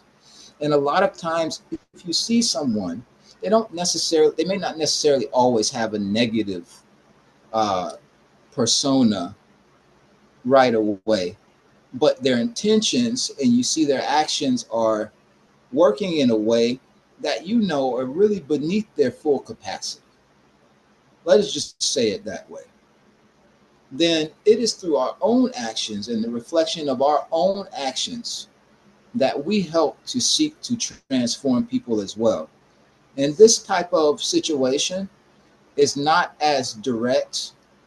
And so we don't have to worry about offending someone due to maybe a miscommunication we may have about addressing them directly. Let us see through our own actions objectively if this helps to soothe the situation, if this helps to have the individual reconsider their actions. We always want to use our trial and error, even if it's a scientific method that we're talking about here. One part of scientific method is you create a hypothesis and a number of different variables, and you test the variables, and you see exactly what type of response or result you get from the variables. If we try one variable, and this does not seem to be getting through the wall of whether it is deception, whether it is misconception, right? Misappropriation, taking things that don't belong to them, whatever the case may be, as a diplomat, as an international ambassador, as a priest, as a king, as a royal, as an advocate, as a lover of humanity, all of these things to take into consideration. Let us try to seek the higher ground and try to think objectively about what we can do within ourselves and what we can do through projecting the actions within the self to where they are more formulaic in showing a good reflection of something that's inspiring enough and evocative enough to make someone want to change. A lot of times, these types of situations occur because everybody around them, more directly, is passive about the situation, not necessarily verbally passive, but just completely wanting to shut a blind eye because they don't want to lose their potential to try to gain ground in a position. But what we have to understand is it is integrity at the end of the day that will help you to excel to the position that you want to be in. Your integrity and your sense of personal identity and keeping these things intact, no matter what the circumstances are, you will naturally become a pillar of strength. And becoming that pillar of strength is always a good reflection to give to anyone because it's a reminder of what we can all do. We can all be pillars of strength to each other. We can all be pillars of strength to our communities. And furthermore, moving onward into other countries, locations, and other forms. So if you have somebody, they're at a pretty well established position of influence, they could even be a total group coordinator. They could be a president of a company, a CEO. They could be high priest. They could be kings. They could be a number of different types of diverse titles. Regardless of what you see occur, do not let it startle you. Do not let it physically, if you can, and you can help it, bring you to anger in front of them. And if you have something that needs to be discoursed, give yourself time to meditate, to think before you can act. And don't want to be offensive, but if you believe and you are a believer in some form of spirituality, to seek this as a resource to come to a greater understanding as what you should do in order to act. Also taking into consideration that the position that you may be aspiring for may be a situation where you may have to start crafting this yourself and already acting under this auspices, working towards action in this direction, and having this set the pace. A lot of times it's very natural for humanity and humans to be reflective of each other. And sometimes we don't remember that, and we do things and they get misinterpreted and people get upset. So when we take time to think about what type of personal reflection that we are giving to people through our work ethic, through the way that we have handled situations that are normally tumultuous, in which people will be driven to anger, this shows the greater and the finer qualities of diplomacy and coming to a mutual understanding, being an objective thinker, and these are all qualities of good leaders. And so naturally, there may be one person who even may have a qualm with you and the way that you don't want to cooperate with maybe an iniquity that you spotted. There's always other people who can see the characteristics that you truly have and will help you to get to that place one way or another. And in the Christian perspective, they say God always makes a way when there's no way. So let's look at what we can do in transformations terms, the spirit, the inner self of the person. What can we do to take this and give this life beyond the body so someone can see better how they could be a better person? Especially people who are in positions of authority, one of the things that is always a very sensitive situation is them having underlying concern of them being replaced, you know, by maybe someone more or less competent in the matter. But nonetheless, the fear of being replaced uh, becomes one of these things where sometimes this is the cause for less than savory behavior, I would say, you know? Thank you so much. I believe that your answers has been fully understood by Yeah. Dr. Vincent. And we really appreciate you. Don't worry, my wonderful king. You're still gonna be having a lot of time to express and also to teach us and to train us and to share your wisdom on this Yes You Can platform. So can you do me a good favor, because we like to see the full picture? Can Yes. you adjust your camera? We want to see that lovely Yes. hair you have. Thank you. Before we move on. As you can see, it was a quick do. I had to Yes, figure something out absolutely. quickly. Absolutely. We need to see the full picture. Yes. Thank you so Yes. much. We really Yes. Thank you appreciate you, so sir. much, Honorable, and thank you everyone for your time. Yes, Thank you and for I having me. believe that Dr. Vincent is happy with the answers to his questions. Yes, I can see he's nodding his head. Totally. That's Thank you great. very much. Amazing. And Yes. if you No still problem, have bro. any other questions, please use our chat box to write your questions, and he will be able to respond by texting and answering your questions on the chat box. Please do, and let us move on. First of all, I want to say thank you so much for your patience. We've spent almost 2 hours.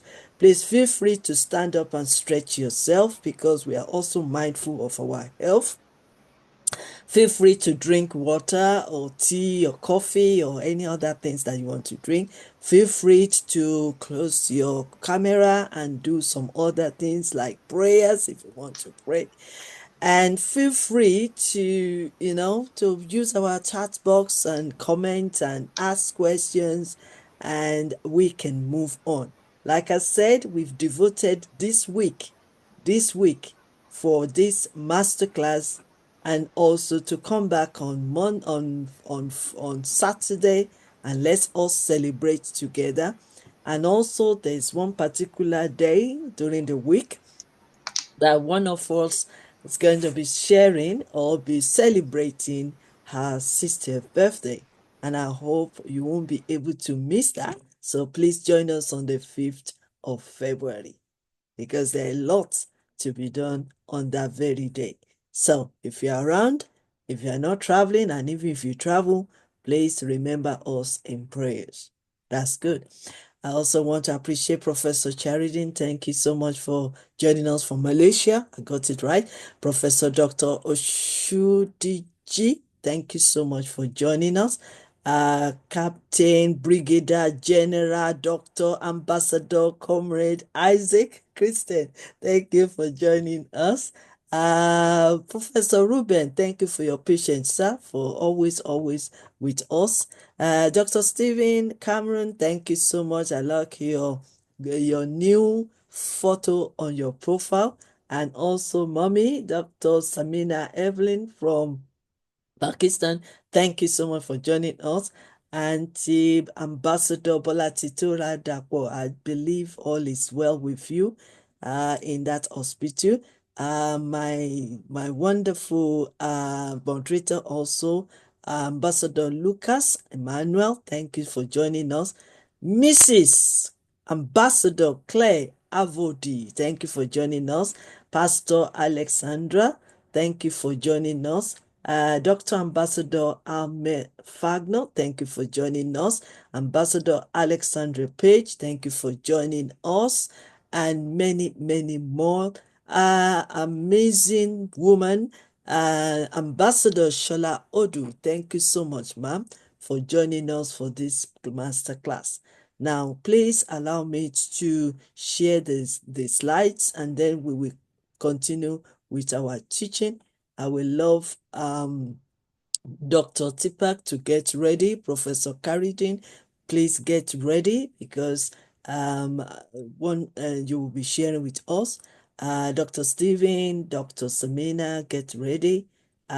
We might be able to entertain Dr. Ahmed Fagner to speak to us today. Please get ready.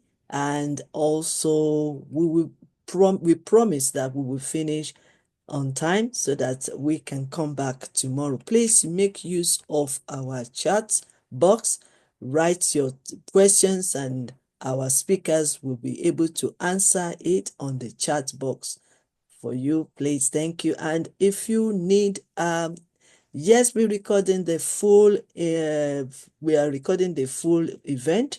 So thank you so much for answering. And please, if you have any slides or documents that you have used to, that you have prepared for us for this masterclass, please send them to me and we'll be able to share it as well on the evening sections because there are some people unable to join us in the morning section and they will be on our evening section starting from 7 o'clock UK time. Thank you so much. So permit me to share this slide. And please, if you can open your camera, please do so that whoever can help us to screenshot the pictures of our event today. It will be wonderful. We will appreciate it. Please screenshot or take pictures. But please, if you want to be seen, please open your camera so that they can do that while we are when we continue. Okay. Right.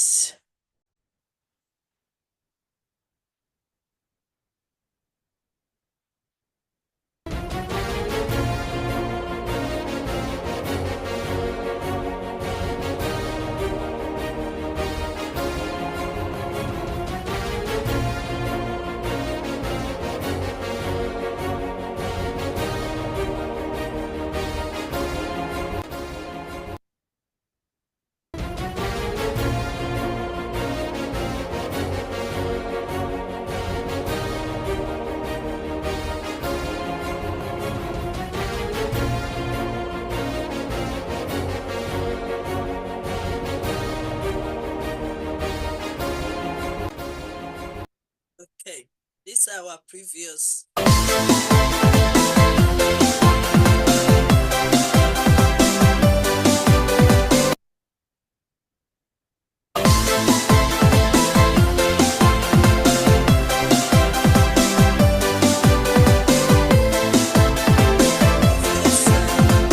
YYCI Academic Masterclass and also YYCI Transformational Leadership Conference. All videos available to watch at YYCI.tv YouTube channel. And please subscribe to our channel so that you can regularly update and you'll be able to watch our latest videos. Thank you so much.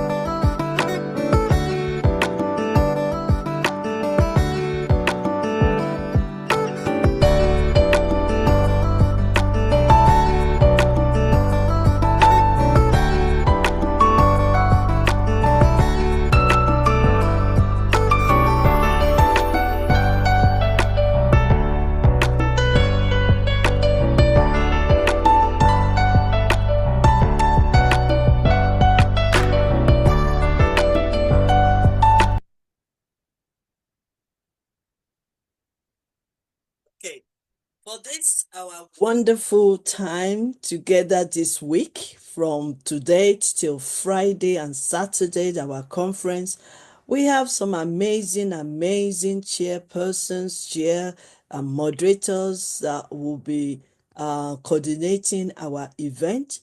We have Dr.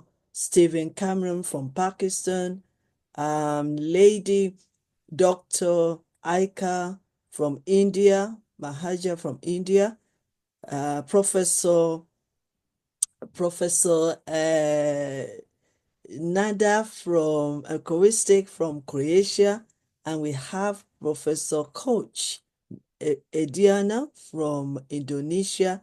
We have Ambassador Lucas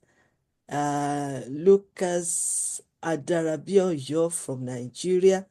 And also we have Ambassador Lukman Nuruddin from Nigeria. So today is the first day, and I believe that some of our chairperson will be joining us and they will be coordinating the masterclass from tomorrow, so that I can also have my own rest so that they can monitor and also facilitate the masterclass effectively from tomorrow. So today is just the starting point. So, and we have various speakers joining us from today till Sunday, till Friday for masterclass, and also they'll be joining us fully on Saturday, the 8th, for our transformational leadership conference. We have royal guests of honor, special guests of honor, patrons and matrons, special guest speakers, and YYCI speakers and trainers. That means all our great anniversary board members and mentors, they categorize on YYCI speakers because they are always here every time, and they will be here nearly every month to be training us and speaking to us on our masterclass and conference. We also want to use this opportunity to acknowledge and welcome all our YYCI patrons and matrons. We have my own husband, His Excellency Chief Ambassador Dr. Femi Lucas Afolalu, the co-founder of YYCI International, Ambassador Reverend Professor Anefok Akpabio from Nigeria, Professor Dr. TPS Sasikwan from India, His Royal Highness Engineer Professor King Onyeche Promise Obina Eze Nkemba One from Nigeria, His Royal Highness Dr. King King of Igbo in Ghana, Oba Dr. Adetokunbo Badegeshi Okikiola Joseph from Nigeria. We have HRH Kabiesi Oba Sikirai Adeyeva Olujudo Ompeitu Arole of Oluoje from Nigeria. We have Dr. King Lesisto Mobile, number 2 of Bangkok Kingdom, South Africa. We have HRH Queen Nadia Ariari from France. We have Excellency Sir Professor King Clyde Rivers from USA, Professor Dr. Vijay Caroline from India, Dr. Rajao Pajidipiti from India, Dr. Aika Amaja from India, His Excellency Dafin Soy from Dubai, and Ambassador Dr. Samina Evelyn from Pakistan. So these are the people, our great leaders, and many, many great leaders that will be joining us very soon and rest of the week. We have all our presidents. We have presidents from Peru, Professor Ruben Garcia, for joining us and still staying with us till now. And we have many, many leaders joining us throughout this way. We have Professor Karudin, our president from Malaysia. Thank you so much for joining us. And we have Professor Dikpa Paya from Canada. So we appreciate you all for joining us this morning. Okay, so let's move on. And we appreciate all our speakers so far. I believe we've already stretched ourselves because we've spent 2 hours already. I believe you are drinking water. I believe you are doing a mini exercise you can do by standing up, walking around. Health is very important when we're sitting down facing this box. May I also remind you as well that on the 5th of February, please join us for the masterclass, and immediately after the teaching, we'll be celebrating a very young lady that will be clocking 60, and we have so many activities to be done on that day. So we welcome you all to join our masterclass on the 5th of February. Very, very important. Okay, on this note, I would like to welcome Professor Carradine to share his wealth of wisdom on the topic he has chosen and relating to mindset for transforming relationship. You are welcome, sir. Thank you, Prof. Can you guys hear me? Am I audible? Yes, you're audible. Yes, sir.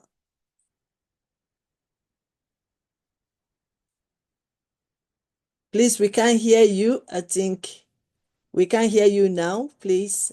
Okay. Can you hear me now? Yes, we can hear you. Okay. Thank you. Okay. Sorry about that. Now, I am supposed to speak on mindset. That's the theme for this session. Okay. Mindset for transforming any relationships. Yes, sir. I think mindset is the most important element, not just in relationships, in everything that we do around us. But as far as what we are talking about or discussing today, tonight, morning, or afternoon, depending wherever you are on planet Earth, the key thing that we are going to talk about is the mindset. And mindset is important because it sort of directs, or it sort of indirectly determines the direction that we are going to take. So if you have a positive mindset, everything will seem okay. Even the most difficult tasks on earth will be surmountable if you have the positive mindset. But if you have a negative mindset, everything will be negative. Everything will be bad. Everything is undoable. Everything you deny. Everything is just no. If you have a negative mindset. Mindset to me is fundamental. Mindset to me is critical. That's why we need to, how do you call it? To forge, we need to encourage, we need to develop. Yeah, that's the word I want to use. We need to nurture the thinking, the mindset, the way we look at life, the way we look at things. Sometimes if you have a positive mindset, things that are difficult, things that seem unbearable, undoable, things that you think is an end of the world for you, we won't be there. It will all be possible. It will all be doable. So that's why the positive mindset is fundamental, is crucial, and is important. Mindset. And sometimes we use the word mindset in different ways, in different contexts. And I would imagine, and I believe it doesn't matter which society or which culture or which part of the globe you hail from or you come from, mindset is something that can be nurtured, okay, through education, through relationships, and from small. It's like planting seedlings. If you have good seedlings and you plant them, it will grow into good products or good plants, or good human beings. But the most important thing is the mindset. You need to have a positive mindset. So that's my take, Prof. Dr. Queen Elizabeth. I can go on and on, but I guess some of the things that I wanted to say have already been said by our fellow colleagues from different parts of the world. And I think I am in resonance with their thinking and understanding of what mindset is all about. Back to you, Prof. Dr. Queen Elizabeth, ma'am. Thank you so much, sir. I think you've done the best thing for us because we might be spending hours upon hours sitting down, learning on the platform, on any platform, on any topic, at any time. But if our mindset is still fixed mindset, then it's of no use. Because the main reason why we go for the conferences and masterclasses and members and webinars is because we want to change. It's because we Yes, we want to want to have a progress. positive mindset. Exactly. And Absolutely. it's because we want to have transformation in our professional, our And personal personal life. relationship. So that is why. So that is why our mindset is very, very important to shift from negative to positive, from fixed to growth, from I can't do it to I can, to maintain yourself in the society and to reach out and also to relate with other people. Because I believe we can do it. And I believe that we can. And that's why we need to keep reminding ourselves. Yes, you can, international. Exactly. We need to keep reminding ourselves. Because like they said in the Bible, faith coming by hearing and hearing and hearing and hearing. The more you hear, the more you understand. The more you understand, the more you apply. The more you apply, the more you transform. The more you transform is the way you will influence and impact into other people's lives and contribute to the success of the nation or even to your community. So Absolutely. mindset is very, very important. It's so good for us to dwell into negative mindset and saying that it cannot be possible and we can't change. But that is what is the point of you coming to the conference and masterclass if you've already believed that it is not possible. If it's Yeah. already believed that If the your way if we're your doing mindset is already fixed, it's already what's the fixed point? Yeah. that this is the way we do things and this is how we want to continue. I said something to Absolutely. my youth recently. I said there's an adage that they normally say, if you cannot beat them, join them. No, Yes. that's not who you are. You are not Yes. here for the crowd. You are not Yes. here to mingle out with others. You need to be yourself. Be the best version of yourself and keep Be building a yourself be a up. better person. Be the better person of yourself because that is how we can influence others. We don't want to influence others in a bad way. If you are a negative person, then you are influencing others in a bad and negative way. So that is Am the I main right, reason. Royal Yes, Highness Adama? Am I right? yes, you are right. You are absolutely right. So, and we really appreciate, yes, our Professor Karudin might not say too much, but the little he said at the age of 75 is enough. Is enough.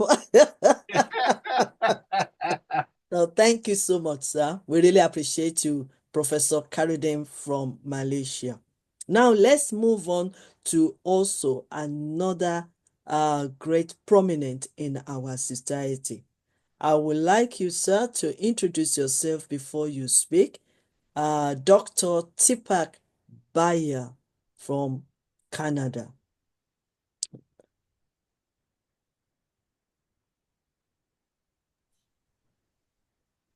Thank you, my dear Dr. Elizabeth, Oh.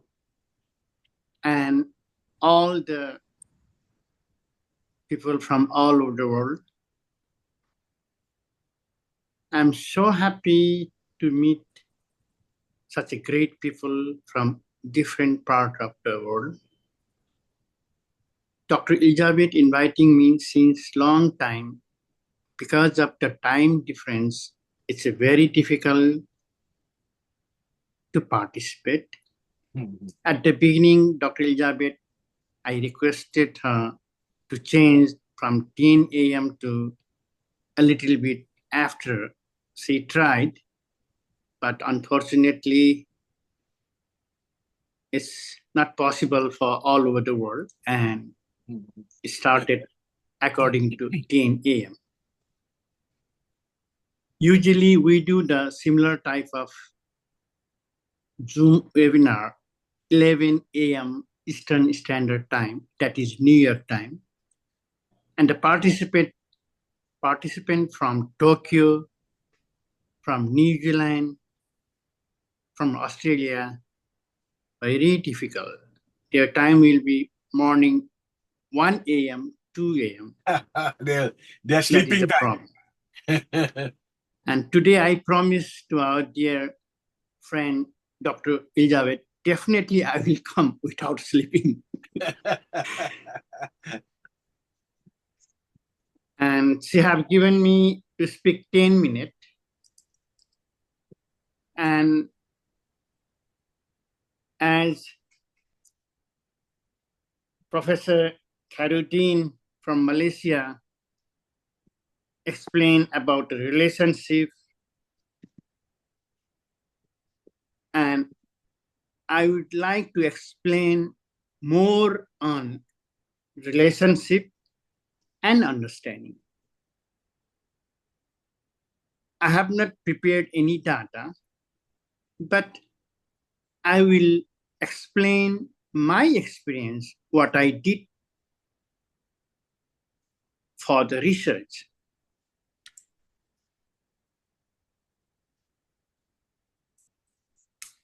I did research on protein.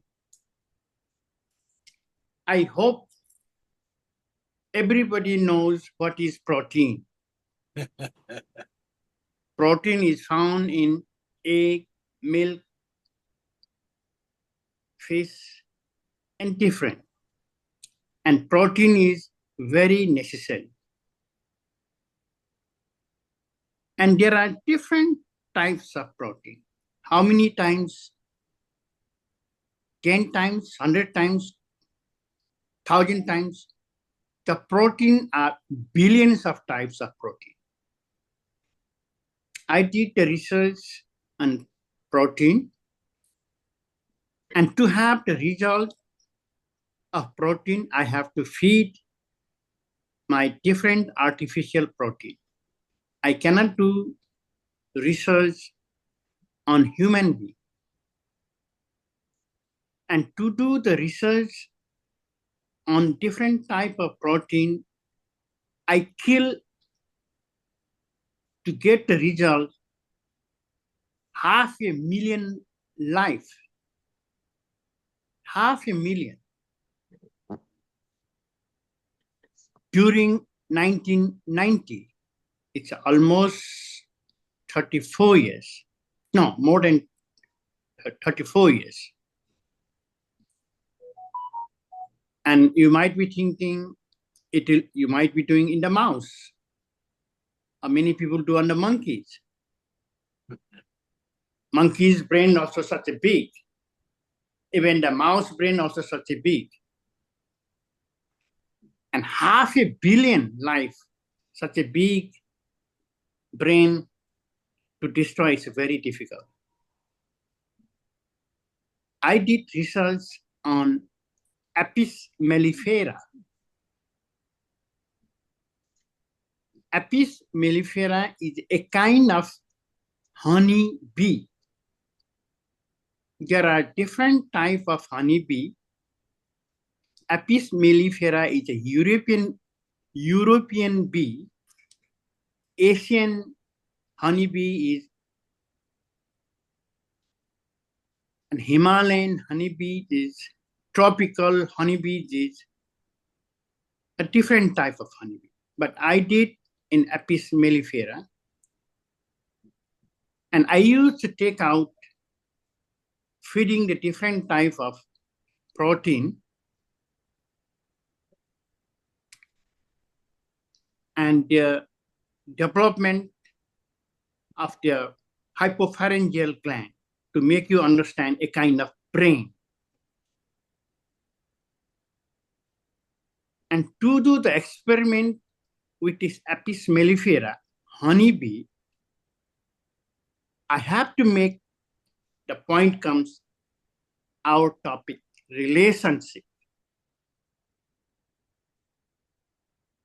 To make the relationship with the honeybee, I have to try to understand the honeybee. Now we are coming to the point. relationship, and understanding. That is why previously I asked the same questions, how you deal with animal and other living beings, entomology, the insect. How many types of insect? Billions of types of insect. How you communicate with the insect. For example, I understand to make relationship with the honeybee and understand. We are speaking in English language. In Canada, we have more than 200 languages. From all over the world, the immigrants, they stay here and they have their own language, but our official language is French and English. Besides that, we have many languages, more than 200 languages in Canada. Similarly, Apis mellifera, the honeybee, they have their own language, not English, not Spanish, not French, not German, not Japanese. They communicate with the body language. They have a non-verbal language. Previously, we have discussed about the verbal and non-verbal. And the honeybee, they communicate with the non-verbal language, that what we call in the scientific, the honeybee dance. They communicate with dancing.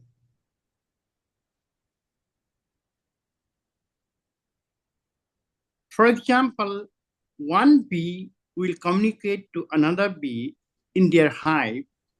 You just fly from our hive, go to 1 kilometer in the angle of 35 degree, in the angle of 95 degree, the degree that point with the sun and the hive. Hive and on the sky, the sun. It's in the morning, the position of the sun, noon, afternoon, evening. Bee, they don't fly at night. They fly only in the sunshine day. And to understand, to make the relationship, I learned their language, how they communicate. And after learning their language, I understand, and I had to make relationship with honeybee. And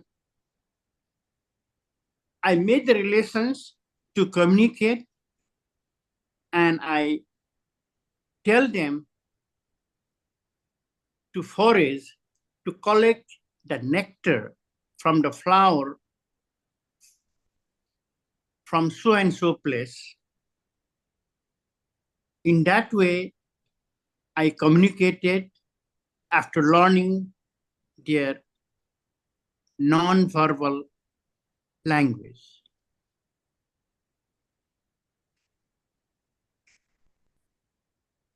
This is how we have to make relationship and understanding, not only with the human, not only with the dog, we can make relationship and understand even with all the living creatures, not only with the animal kingdom, even with the plant kingdom. If you are interested in the flower, you can communicate with the flower so as a nice flower you can have, giving them proper communications. Some flower need shade, some flower need sunlight, some flower need more water, some flower need less water.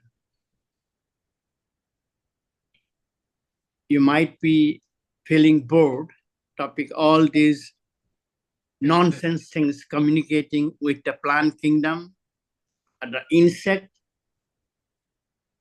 But it's a very important. Our friend Dr. Elizabeth have given very nice relationship. This is so much important, relationship and understanding. Because of misunderstanding, our relationship break in between husband and wife. The reason is misunderstanding. And to understand, there are so many factors previously they have already explained. But one of the major thing is truth. The truth will never ever die. Any lie can be remain for a certain time. Because of this lie, what's happening in our life, in our city, in our country, in our continental, in the whole world, I don't need to explain the different problem in the humanity. In the name of so many things, I don't want to go detail. But if you understand the truth, all the problem will be solved. Once upon a time, there is no human being.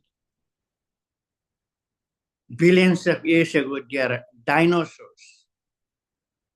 And these living beings wiped out.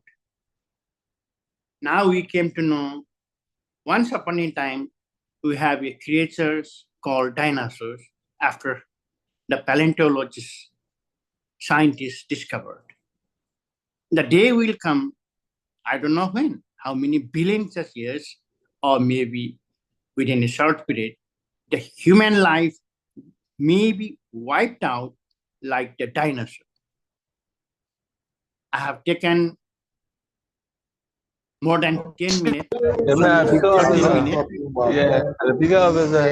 minutes. That is why, with the permission of our dear Dr. Elizabeth, I would like to end. If you have any questions regarding relationship and understanding, not only with the human being, with the insect, especially with the honeybee, which I did research. And in short, before ending, after doing research, communicating with the bee, they gave us honey, everybody know. Beside honey, number 2, wax. Number 3, royal jelly.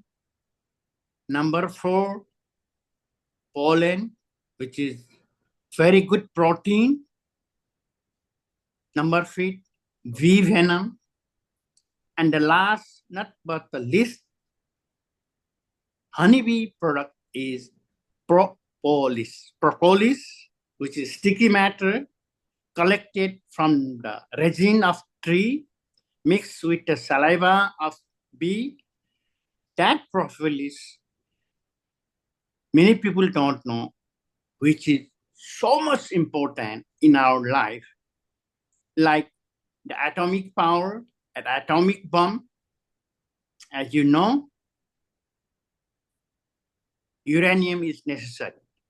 But the base of uranium, and beside that, for the atomic power, mercury, is the base, mercury.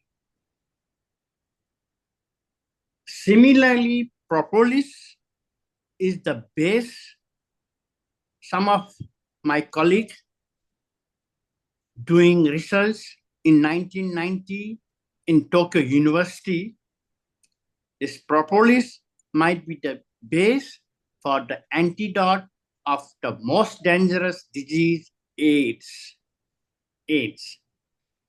And since 1990, now 2025, till now, nobody have discovered antidote for the AIDS.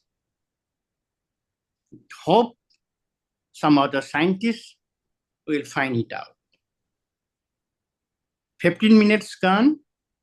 With the permissions, I will end, and I will be very, very happy to give any answers regarding relationship understanding, especially with the honeybee science. Thank you. Thank you so much. Thank you so much, Dr. Tipak Bayer from Canada. Thank you so much for joining us today. We really appreciate you, sir. And thank you for accepting us and accepting YYCI appointment as the advisory board member and also the president of YYCI Canada. Thank you so much, sir, for joining us today. Thank you for your time. And we believe we'll be seeing more of you as you continue to share your wisdom and knowledge and experience and your stories. We really appreciate that. And yes, we need to continue to build our relationship with a better understanding. And I believe that so far, so good. You see how we are flowing today. So far from the beginning of our speaker to this time, it's all related to understanding. Understanding. Understanding the situation, understanding the process, understanding personal relationship and professional relationship, understanding, gaining from communication and how you can communicate with others to understand us is very, very important in a relationship. And like we said in the scriptures as well, that a better understanding will garrison our heart, because that's the only way we have peace in our heart. That's the only way we can walk together with people. That's the only way we can have peace with people. That's the only way we can lead people effectively as a leader. So I want to say thank you so much, sir, for sharing your wealth of wisdom this morning. I can see that my Reverend Professor Apabio Papa is really, really relaxing during this masterclass. So let us welcome Reverend Professor Apabio. If he's ready, I'm sure the internet is really playing off on his connection today. So let me see if we can, Reverend Professor Apabio, I'm sure the internet is there. He's still muted. He's Yeah, muted. I think it's the internet that is floating. So he will join us and share with us anytime the internet is working.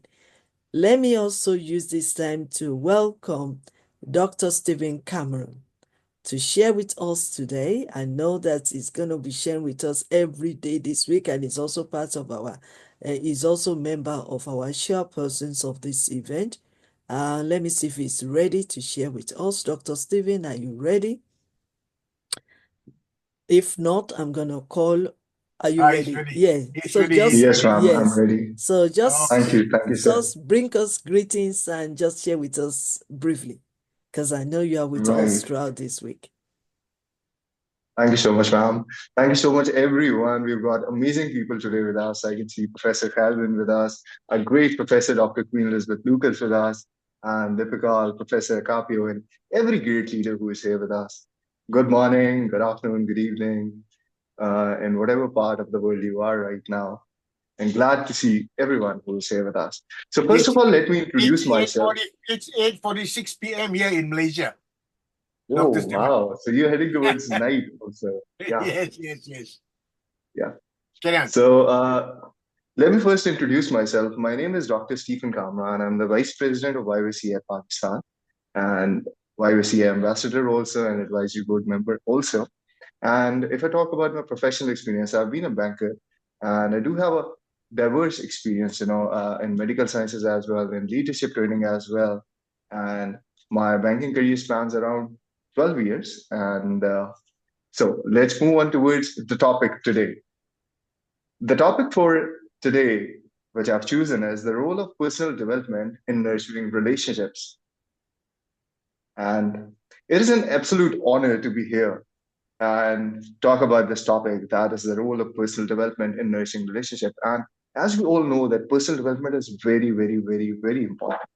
And when we think about relationships, whether they are personal, professional, or the community-based relationships, one thing that becomes very clear is that relationship thrives when individuals invest in their own growth. In other words, the more we develop ourselves, the more we become capable of fostering deeper and more meaningful connections with others. Jim Rohn, who is a great motivational speaker and a great speaker of personal development as well, famously said that you are the average of 5 people you spend most time with. So the statement emphasizes the truth that our relationships are often a reflection of who we are as individuals and the quality of our interactions also.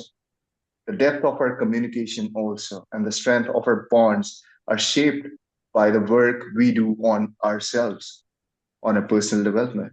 So, personal development is not a one time event, it is a lifelong journey.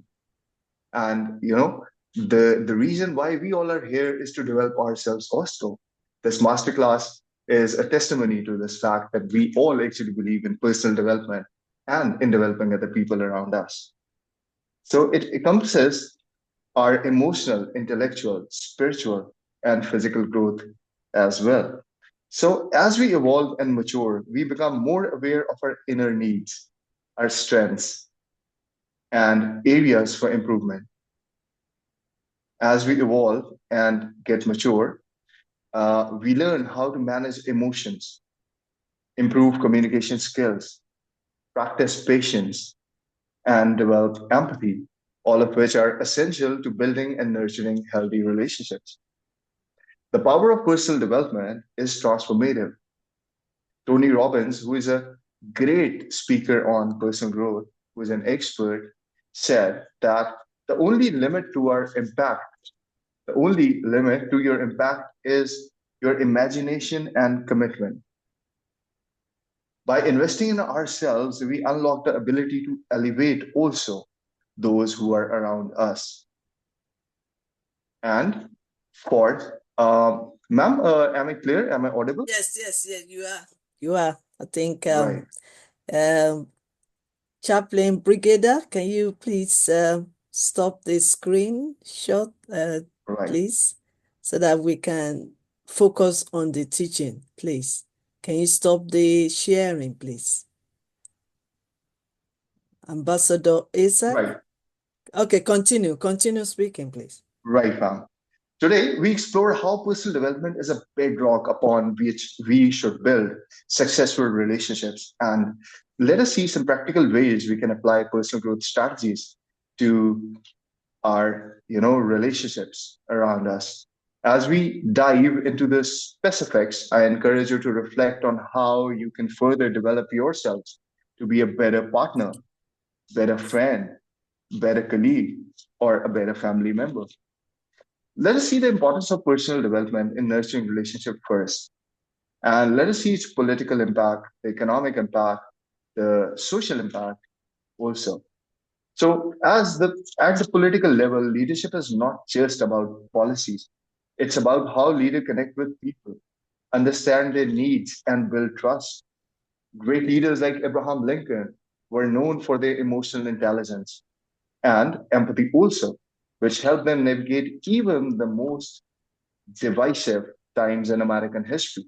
Lincoln's ability to connect with people from various walks of life, despite differing with the views of the people, is a perfect example of how personal development directly impacts relationships.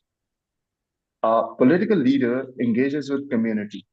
Their own personal development is a paramount in fostering collaboration, negotiation, and peace building efforts.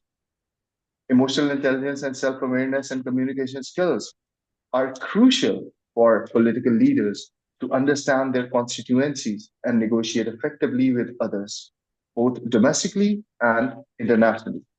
On a practical level, political diplomacy relies on people's ability to grow emotionally and intellectually. As a political leader, one should develop their personal skills that would enable them to bridge political divides and guide their nation towards cooperation and unity. Let us see what would be the economic impact of the personal development on relationships. In the business world, the strength of personal and professional relationship is often a reflection of leaders and employees. Think of Richard Branson, the founder of Virgin Group. Branson's commitment to personal growth has led him to build not only a successful business empire, but also a loyal network of employees, customers, and a great network of partners. His growth as leaders learning how to motivate, inspire, and connect with people has played a crucial role in his company's success. In business, personal development is integral for improving skills in leadership, empathy, conflict resolution, decision making. When we develop these abilities in ourselves, we are able to lead more effectively and foster better relationship with colleagues, clients, and partners. Personal growth helps you become a more effective communicator, listener, collaborator, all of which are essential to business success. Moreover, personal development enable individuals to maintain their emotional resilience, which is especially important in high pressure business environments.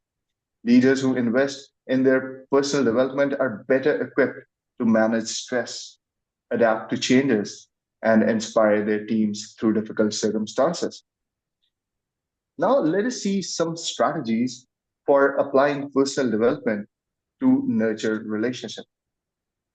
First strategy is develop self-awareness. We would also see some techniques also to develop these strategies or to implement these strategies. Self-awareness is the foundation of personal development. Understanding your emotions, strengths, and areas of growth helps you to become more mindful of how you engage with others. And how to apply this? Let us see some techniques. Keep a reflective journal to track your emotional responses, actions, thoughts in your relationship. Identify patterns and areas for improvement. Let us see an example. If you tend to get defensive in discussion, notice when this happens and practice responding with curiosity rather than defensiveness. Number second strategy is cultivate emotional intelligence, EQ. Emotional intelligence allows you to understand and manage your emotions, respond to others' emotions in a healthy way. This is key in any relationship. Let us see some techniques. Practice active listening and empathy. Respond thoughtfully to others' emotions, also rather than reactive impulsively. Let us see some examples of it as well. When a colleague is upset, take the time to listen to their concerns without immediately offering solutions and become defensive. The third strategy is improve communication skills. Effective communication is crucial to nurturing relationships. It helps you express your thoughts and feelings clearly while also understanding others. Let us see how we could apply it and see the techniques. Practice active listening, avoid interrupting, and express yourselves calmly and clearly. Use I statement to avoid sounding accusatory to other people. Let us see an example of it. Instead of saying, you never listen to me, say, I feel unheard when I don't have the opportunity to share my thoughts. Number four strategy is develop conflict resolution skills. Disagreements are natural, but how we handle them makes all the differences in our relationships. Personal development in conflict resolution helps your approach to the disagreements, and deal with the disagreements with patience and respect. How to apply this? Let us see some techniques. Stay calm. Listen to the other party's perspective. Focus on finding a solution that benefits both sides. Example of it is when facing a disagreement with a partner, take a break to cool down before resuming the discussion with a mindset of collaboration. Number fifth strategy here is that cultivate patience and tolerance. Patience is a cornerstone of any successful relationship. Being patient with yourself and others allow relationships to grow and evolve naturally. And how to apply it? When you feel frustrated in rising, keep a deep breath and remind yourself that growth takes time. For example, if a child is struggling with a task, patiently guide them through the process rather than showing frustration. Number six strategy is build trust through consistency. Trust is a bedrock of every relationship. By consistently demonstrating reliability, honesty, respect, you foster strong connections. And let's see how to apply it. Let us see the technique. Be dependable. Follow through on promises and commitments, no matter how small they are. Let us see the example. If you promise to meet a friend at a certain time, ensure you arrive on time to show respect of for their time as well. Number seven strategy is practice forgiveness. Holding on to grudges can hinder personal growth and damage your relationships. Learning to forgive both yourself and others is essential for maintaining healthy connections. Techniques. Let's go to past hurts by focusing on the present and future rather than dwelling on past. If a family member has done some wrong, allow yourself to feel hurt, by then choose to forgive them so that you can move forward together. So it's very easy to, feel hurt, but for a healthy relationship, we have to forget and forgive them. Be open to the feedback is a strategy also. So personal development involves being open to constructive feedback from others. This openness can help you grow and become a better partner, friend, or a colleague. The technique of it is actively seek feedback from those you trust and be willing to learn from. After a meeting at work, ask your colleagues for feedback on your presentation and use that feedback to improve next time. Number nine strategy is set your personal goals for personal growth. Having clear goals for your personal development ensures that you are always evolving, which in turn enhances your relationships. And how to apply it? Set clear, achievable goals for your emotional, intellectual, and relational growth. For example, set a goal to read one book on communication each month to strengthen your ability to connect with others. The last strategy is practice gratitude. As you all know, gratitude is so important. Gratitude fosters positive energy and deepens connection by helping us appreciate the people who are in our lives. Techniques for it are take time each day to express gratitude for those around you and for relationships you have in your life. Send a note of appreciation to a colleague or friend, thanking them for their support and kindness. Let us conclude this amazing topic that was on personal development. So, in conclusion, I would say that personal development is not just about self improvement, it is about improving our relationships with others. The more we invest in our growth, the more we are able to nurture, strengthen, and alleviate the relationships we hold dear. Remember, the journey of personal development is ongoing. It requires efforts, commitments, and willingness to change. But the rewards are immense. As we grow, we open ourselves to deeper connections, stronger bonds, and more fulfilling life. So I urge you to take these strategies, reflect on your personal growth, and apply them in your relationships. You are the foundation upon which your relationships are built. I would repeat it, you are the foundation upon which your relationship builds.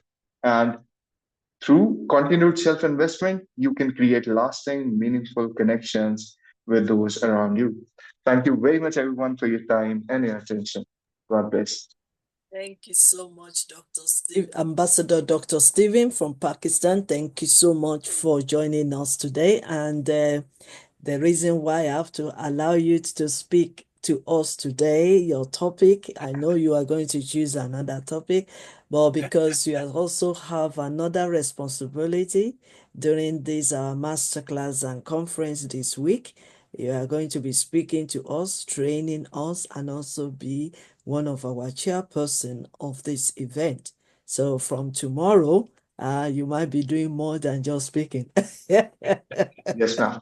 I'm So available. thank you so much. Thank you so much. We really appreciate you and thank you for starting off with us with your topic today. Very, very Thank you. important. We Thank you. appreciate your time. Right. I believe Reverend Professor Pabio, is your internet working now? We've been waiting patiently and calling you several times. Can you still hear us?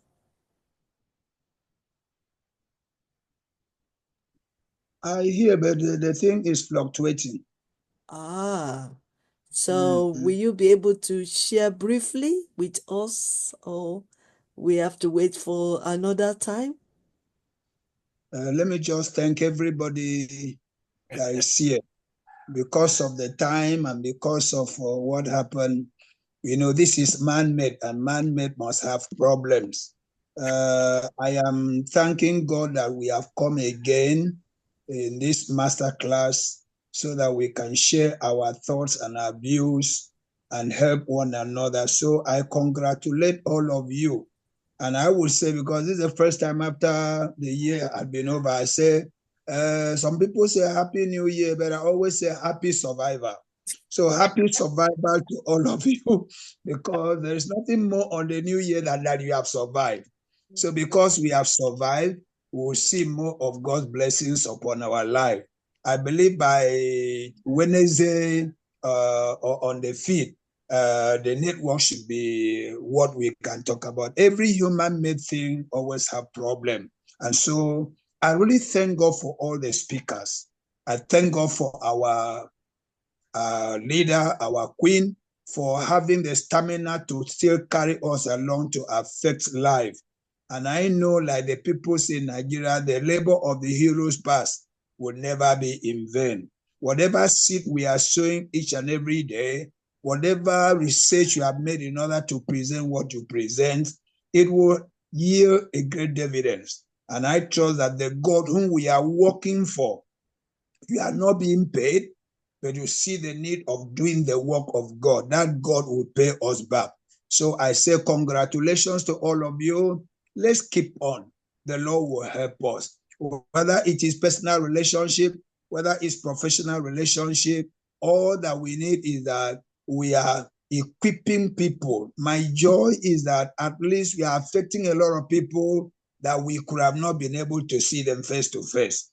And even when we finish, they can go through our tapes, they can look at our voice, and they can say, yes, I got something from here. So thank you for standing by our queen. Thank you for making sure you bring out all what you can.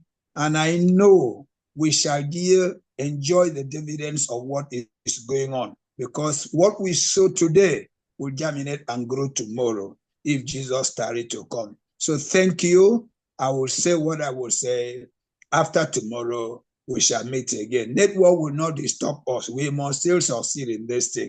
God bless all of you. We will continue to strive and rise above every challenges, including network. So thank you so much, my papa, my personal papa, my spiritual pastor, my leader, my mentor, and YYCI grand patron and YYCI advisory board member. Thank you so much, sir. We really appreciate you. And let me seize this opportunity to say that I really enjoyed your hospitalities, your generosity, your welcoming right from the Calabas airport to your house and to your church and school, Bible school, and also collaborating with the WPCCDO, Afolabi, Dr. Afolabi, for hosting the leadership conference at Calabar Leadership Conference. Thank you so much. We really appreciate you, sir. I appreciate your time, your love, your care, your prayers, your blessings, your wisdoms, your knowledge. We appreciate you. If I remove my cap, you will know that I resemble my papa. By the way, I'm dressing up YYCI this morning. Okay, that's good. I've That's got the good. t-shirt, YYCI t-shirt, and I've got the Mm. cap. Yes, Oh, this is the way to go to start off. And one of my son have designed it from Nigeria, Ambassador Joseph Odesen, one of my son from FCT. He's also an immigration officer. He was with us this morning. I don't know if you noticed him. I think because of the internet or because of his work, probably is issuing some tickets for some unwanted. Oh, here he is. He's actually here again. All right.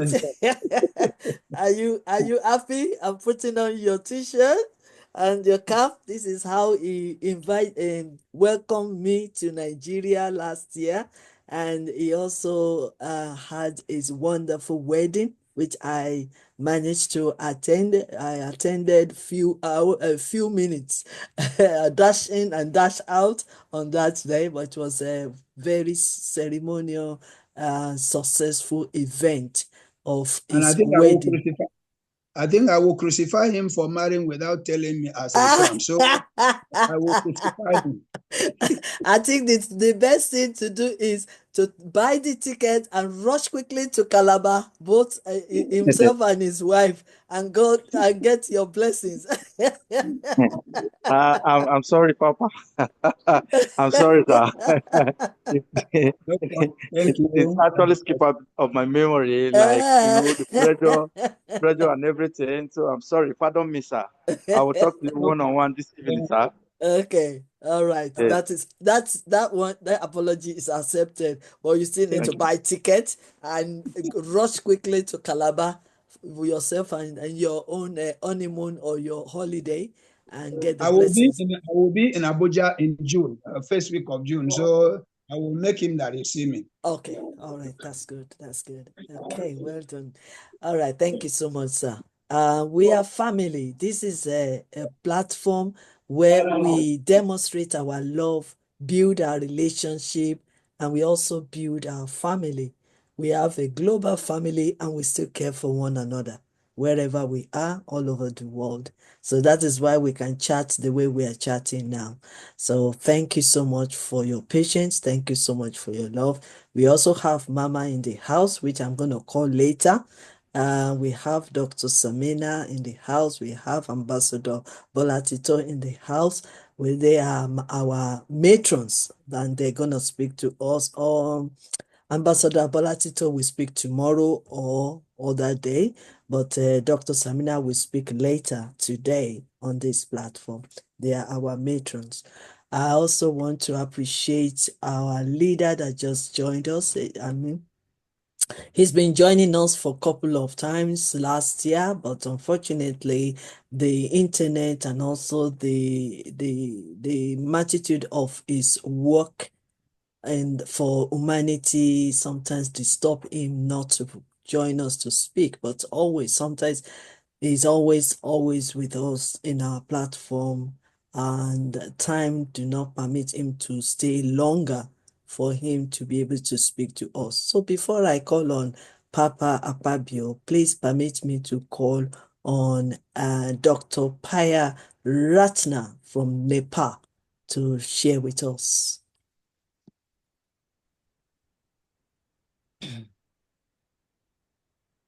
He's always busy, Okay. always on the field, Yes. doing work of humanity. I've known him since 2020. And he appointed me, first of all, as a UK director of International Youth Society.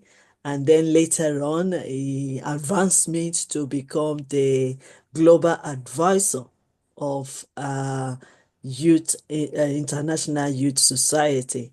And so we've built a very long-term relationship. And that is why we are standing today as YYCI, because we cherish our relationship with our global leaders. So thank you so much, sir, for joining us. Please share Okay. your thoughts with us. Okay. Thank you very much, Doctor and Ambassador, and also the Queen Elizabeth of the UK. We have been, as she has mentioned, that we have been get together for more than 5 years, if we counting, and she's been very much working hard to building the relationships and also the transforming the leaders from around the world. So I really appreciate and very much gratitude and to be and the ambassador and also the global advisor of International Youth Society. And having said that, we should not forget about the youth generations. Though we are in the path of senior, so we have to be our mindset should be transforming and building relationship with young generations.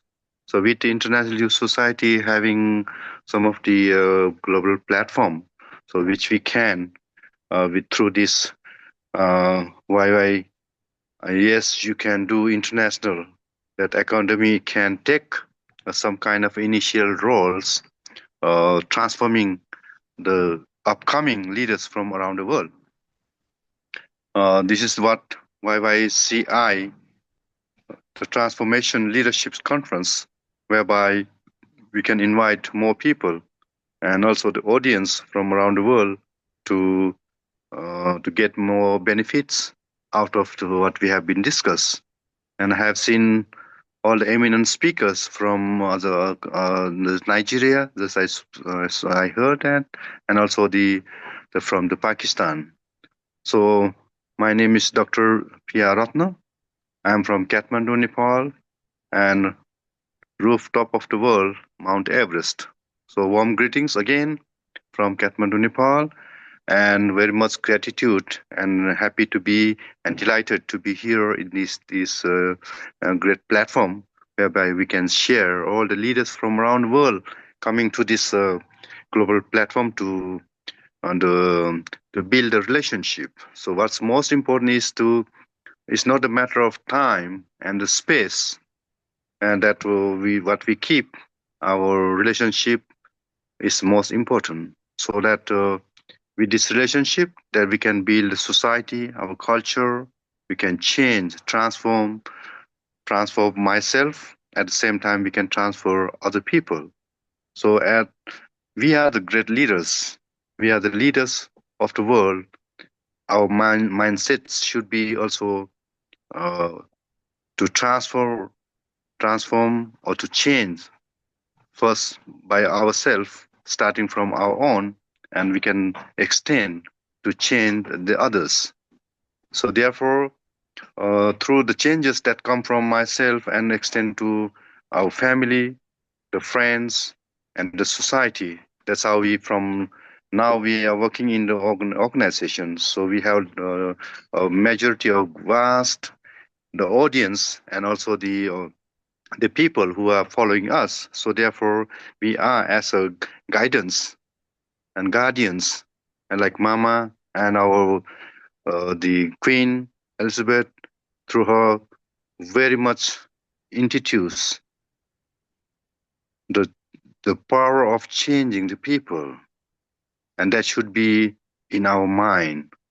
And she's working so much hard throughout these years to always guiding people, and it's not work for herself.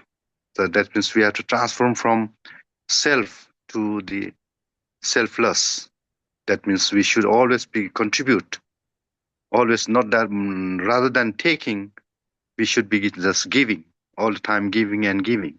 So in myself, as a background, as the work social worker, and being also working so much hard, not only teaching or just speaking on the platform, but at the same time going outside on the field and giving when they need, when there's relief things happening, when the disaster strikes, then we should be at the place where the people need it. From there, we can change the people. We can change the heart of the people, and we can change the mindset of the people and the community. Once they see that we are with them in their heart, then that relationship will build. That relationship will never will break. When they need, when we are there at the right moment, that is the mindset we should have. We can speak. Our mindset should be transform and build relationship with others when they need it. So we have to put in actions rather than only the speaking. So therefore, we should be always be very much be in actions, and is like a practice make us perfect. So therefore, I'm very much happy to be always be thankful, and I'll always be here, and I'll be always for the YYCI taking these very pivotal roles in bringing and creating this global platform that we can transfer, we can change, we can build relationship, and we can have a very positive mindset so that the people around the world feel the same that we are thinking, the mindset that we have. So once we have this kind of mindset, there will be no problem of the war that's happening around the world, and we all are same, and there will be peace around the world.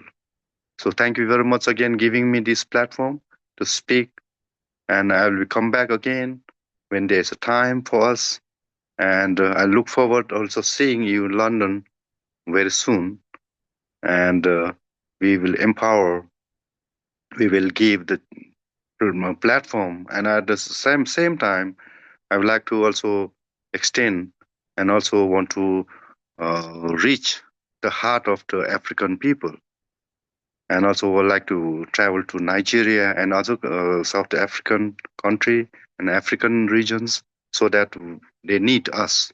So therefore, in order to build a sustainable relationship, we should be there in physically. Then they will change. They can feel it.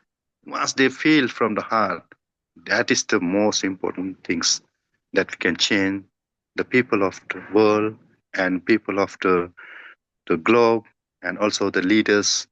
And we should not always forget, never forget the young generation, that we can pass them what we have gained. So thank you very much again. And good night from Kathmandu, Nepal, and see you again. Thank you so much for joining us today. I think I Yeah. managed to get your own profile. So Dr. Rupeya Rashna Mahaja is a social community development and humanitarian worker based in Nepal. He has an extensive experience on youth development and international affairs. Is well recognized at both local and global at glance, with having high-level connection back home country. He focuses on bringing the voice of young people on advocacy such as peace building, social, community, and youth development in various international fora, conferences, and world bodies such as World Economic Forum, World Humanitarian Forum, United Nations Office for Disaster Risk Reduction, UN Women, Men's Engage, UNWPA Nepal, Parliament of World Regional United Religious Initiative Global Youth Summit, Africa UNED Summit, among others. So these are many, many, many informations about our great leaders that just spoken to us. And Yes, I just like to add a few lines because I okay. forgot. That's recently Mm. uh, on the pipeline that we are planning such the events and also the conference and the forum around the world, so that the leaders from around the world from they can join to share the experience to build a relationship and transfer them. And that will be the events will be in Rome.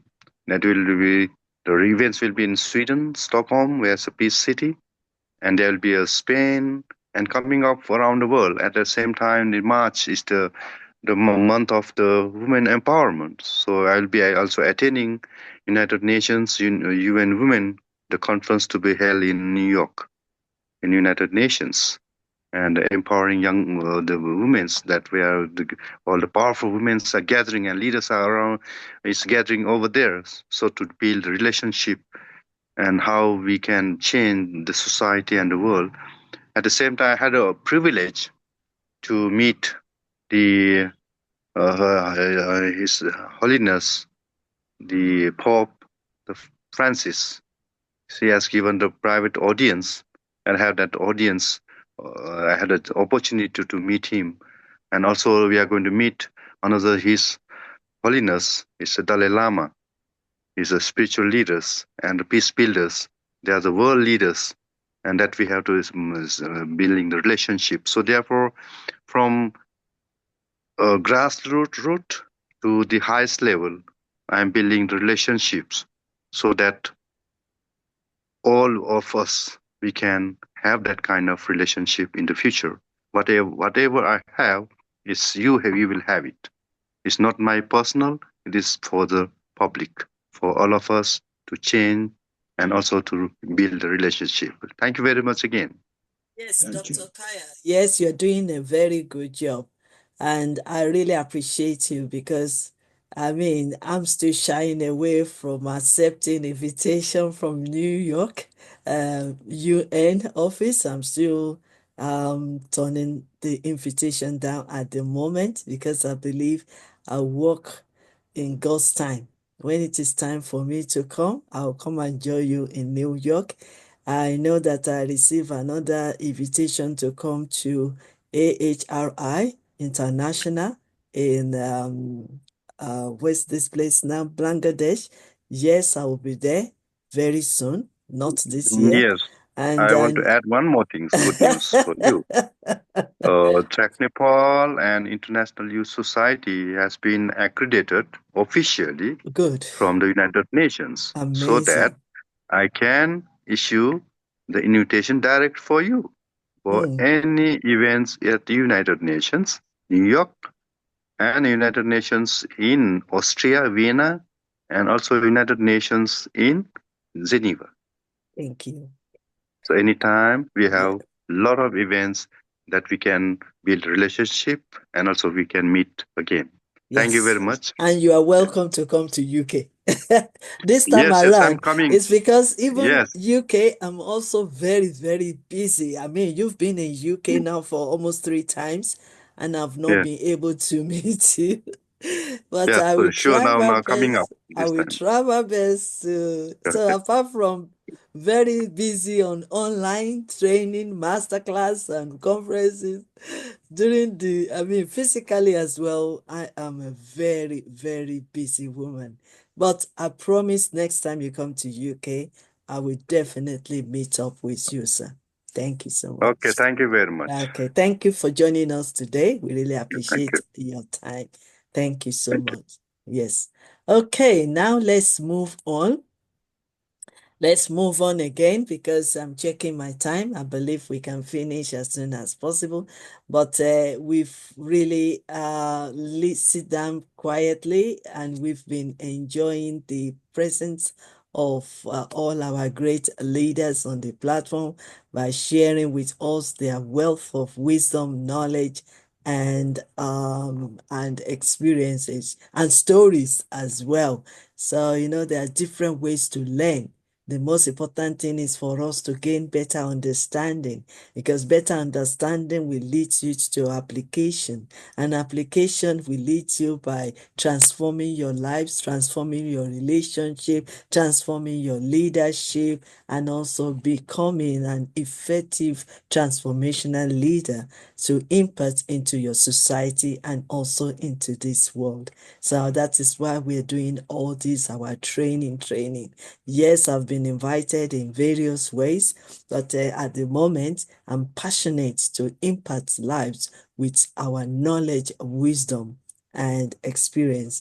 And then for me to now go out there and reach out and supervise and see what all our great leaders are doing in their own society, community, and nation. Okay, because the time has been fast spent, I will just try to quickly call on few people, and then we should be able to close today. In another 30 minutes, we will finish up today. Thank you for all our great leaders that have joined us since the beginning of this masterclass today from 10 o'clock. It's already 1:27, and we still have Dr. Samina to speak to us. We still have Ambassador Joseph to speak to us. We still have another person.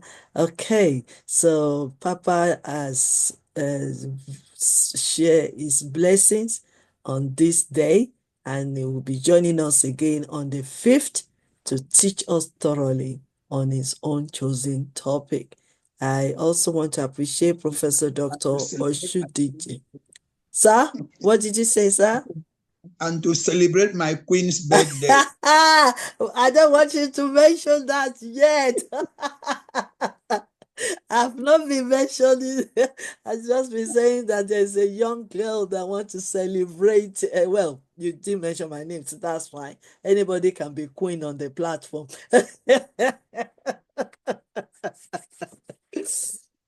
Okay. I also want to appreciate Professor Dr. Oshidiche Emmanuel Tosin. Please chat on the box if you want to speak before we close for today. If your connection is okay, please chat on the box and let me know. Professor Dr. Oshidiche Emmanuel, please chat on the box, please, so that chat box, so that I'll be able to call you. But at the moment, please permit me to call on Chaplain, Brigadier, General, Doctor. I know today is not your day to speak, but at least say a few words to us this afternoon quickly. And Ambassador Joseph, be ready. I know this is like a surprise, but please, even if it's just 2 lines of your statement, very important. We want Chaplain General Dr. Ambassador Isaac to speak to us generally, if you can, quickly, briefly, even if you have to say hello to us. Hello. Okay, there's a problem with the connection there. I can see. Ambassador Odesin Joseph, you want to say something quickly, because we are rounding up, because I want to put our distinguished matron, Dr. Ambassador Samina, on. So if you can speak quickly. No connection, right? Professor Dr. Oshide, you want to speak to us briefly? Nope. Okay. Ambassador Joseph, quickly. We can't hear you. Let me unmute. Good day, house. Good morning, good afternoon, depending where you're listening my voice from at this moment. My name is Joseph Odison. I want to appreciate Queen Mother for giving me this privilege. Though I'm always busy at work. Right now, I'm at my place of work. I just step out a little bit so that at least I can share my point. Like Mommy has said it all, this seminar, this forum is going to be a great one to our life. and she always emphasized on relationship. And as my mentor, she has been mentoring me over the years, and I've achieved a lot from her. So, in fact, relationship is key because as humans, we can't do without relationship. So it's just for us to, to know the kind of relationship and the kind of people we associate ourselves with. So to have a relationship and to have a good relationship is important. So I want to encourage all of us, to unite as one family because Professor Yes, Professor Dr. Queen Elizabeth Lucas, indeed, she's a mother. She has put me, myself, as individual, she has put me through on relationship. And I have achieved a whole lot from her. So this moment, let me just thank you, Mama. I don't really have much to say, but I just want to chip in because right now I'm with an officer here. I'm doing an official work with her. You can see she's even sitting down here. So she's even saying she would love to join the organization too. Thank you. Yes, so Okay. you want to say hi? You can say hi. Hi. Hi. Hi. How are you? A pleasure. I'm so Good. happy to meet you. Okay. I'm Thank you so much. We meet happy. you. I And hope I really you. want to be part of the organization because he has told me so much and I'm so much interested in everything. Okay. Thank Thank you you so so much, much. ma. You're God will welcome. continue to keep you for us. Amen. Amen. Thank you, ma. Amen. Yes, so thank you, Queen Mother. By tomorrow, I will avail myself fully so that Okay. I can share one or two words concerning my own topic that I will deliver tomorrow. Thank Okay. you, Ma. God will Okay. strengthen you for everything you've been doing for us, Amen. for each and every one of us. You have done a whole lot. My prayer is that God will continue to strengthen you with wisdom from above, that you will continue to discharge your duty. Indeed, you are trying. Thank you, Ma. God Thank you bless you. so much. And I can Yes, notice Ma. that I can notice that you are putting on the t-shirts. The one you Yes, did. so yes, yes, You are putting it on as well with your uniform. I hope that yes, is ma, yes, permitted. Eh? yes, ma, yes, Okay. ma. I really appreciate you. Thank you so much for joining us. Ambassador Odesin Joseph is our northern part of Nigeria YYCI Youth Director. So we really appreciate your time, and we look forward to listen to you, to learn from you more Thank as time you. goes on. Thank you so much. Thank you Yes, so much. ma. Let me also use this opportunity to appreciate. Aha, now he's waving at me. Okay. General Isaac Christian, can you share with us briefly, quickly? Okay, thank you so much, my mother. I want to really appreciate you so much for the good opportunity you have given to me. And I want to thank everyone in the house. They have done so much. All the speakers in the house, the Dr. David in the house, and then our Royal Highness, the King,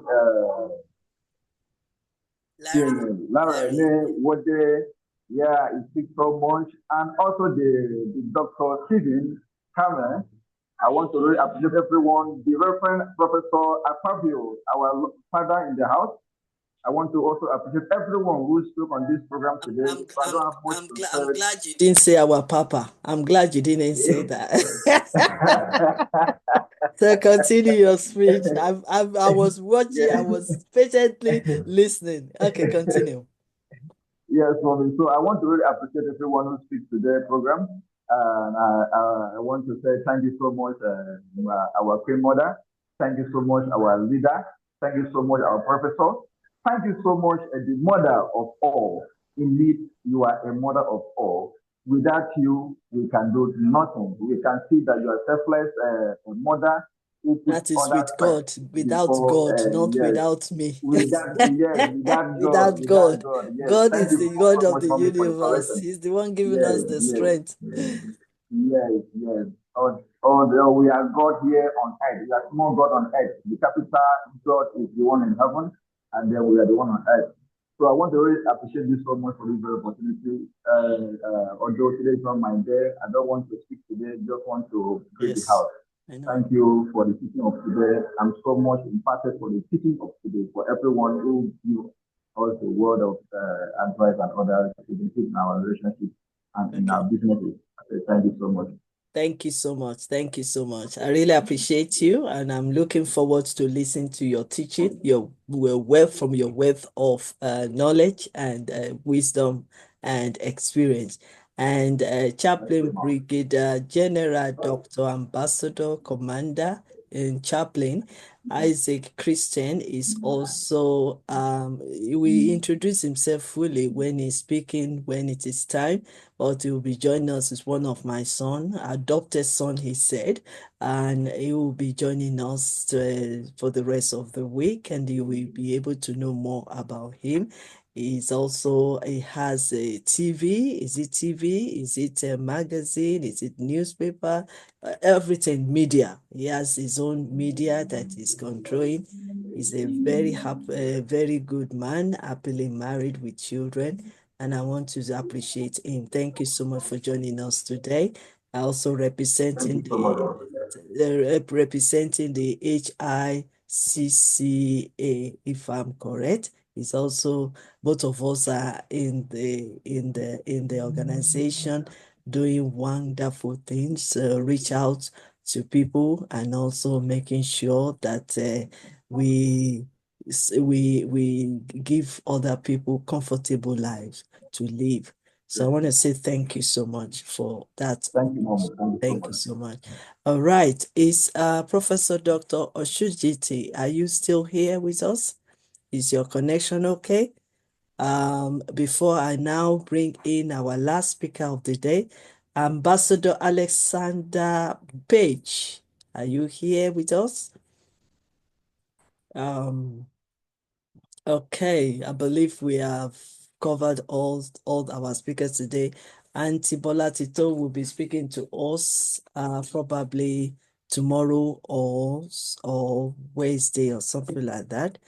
Please help us to uphold her in prayers. She's in the hospital at the moment. She will come back healthy, safety, and happy in Jesus' name. So hopefully everything she's checking on will be positive, and she'll be able to be smiling while she joins us in life. So, but we still appreciate that she's in the background watching us because she's also one of our matron. So she's checking to make sure that we are doing the right thing. So we appreciate you, ma'am. Ambassador Bolatito Ayola.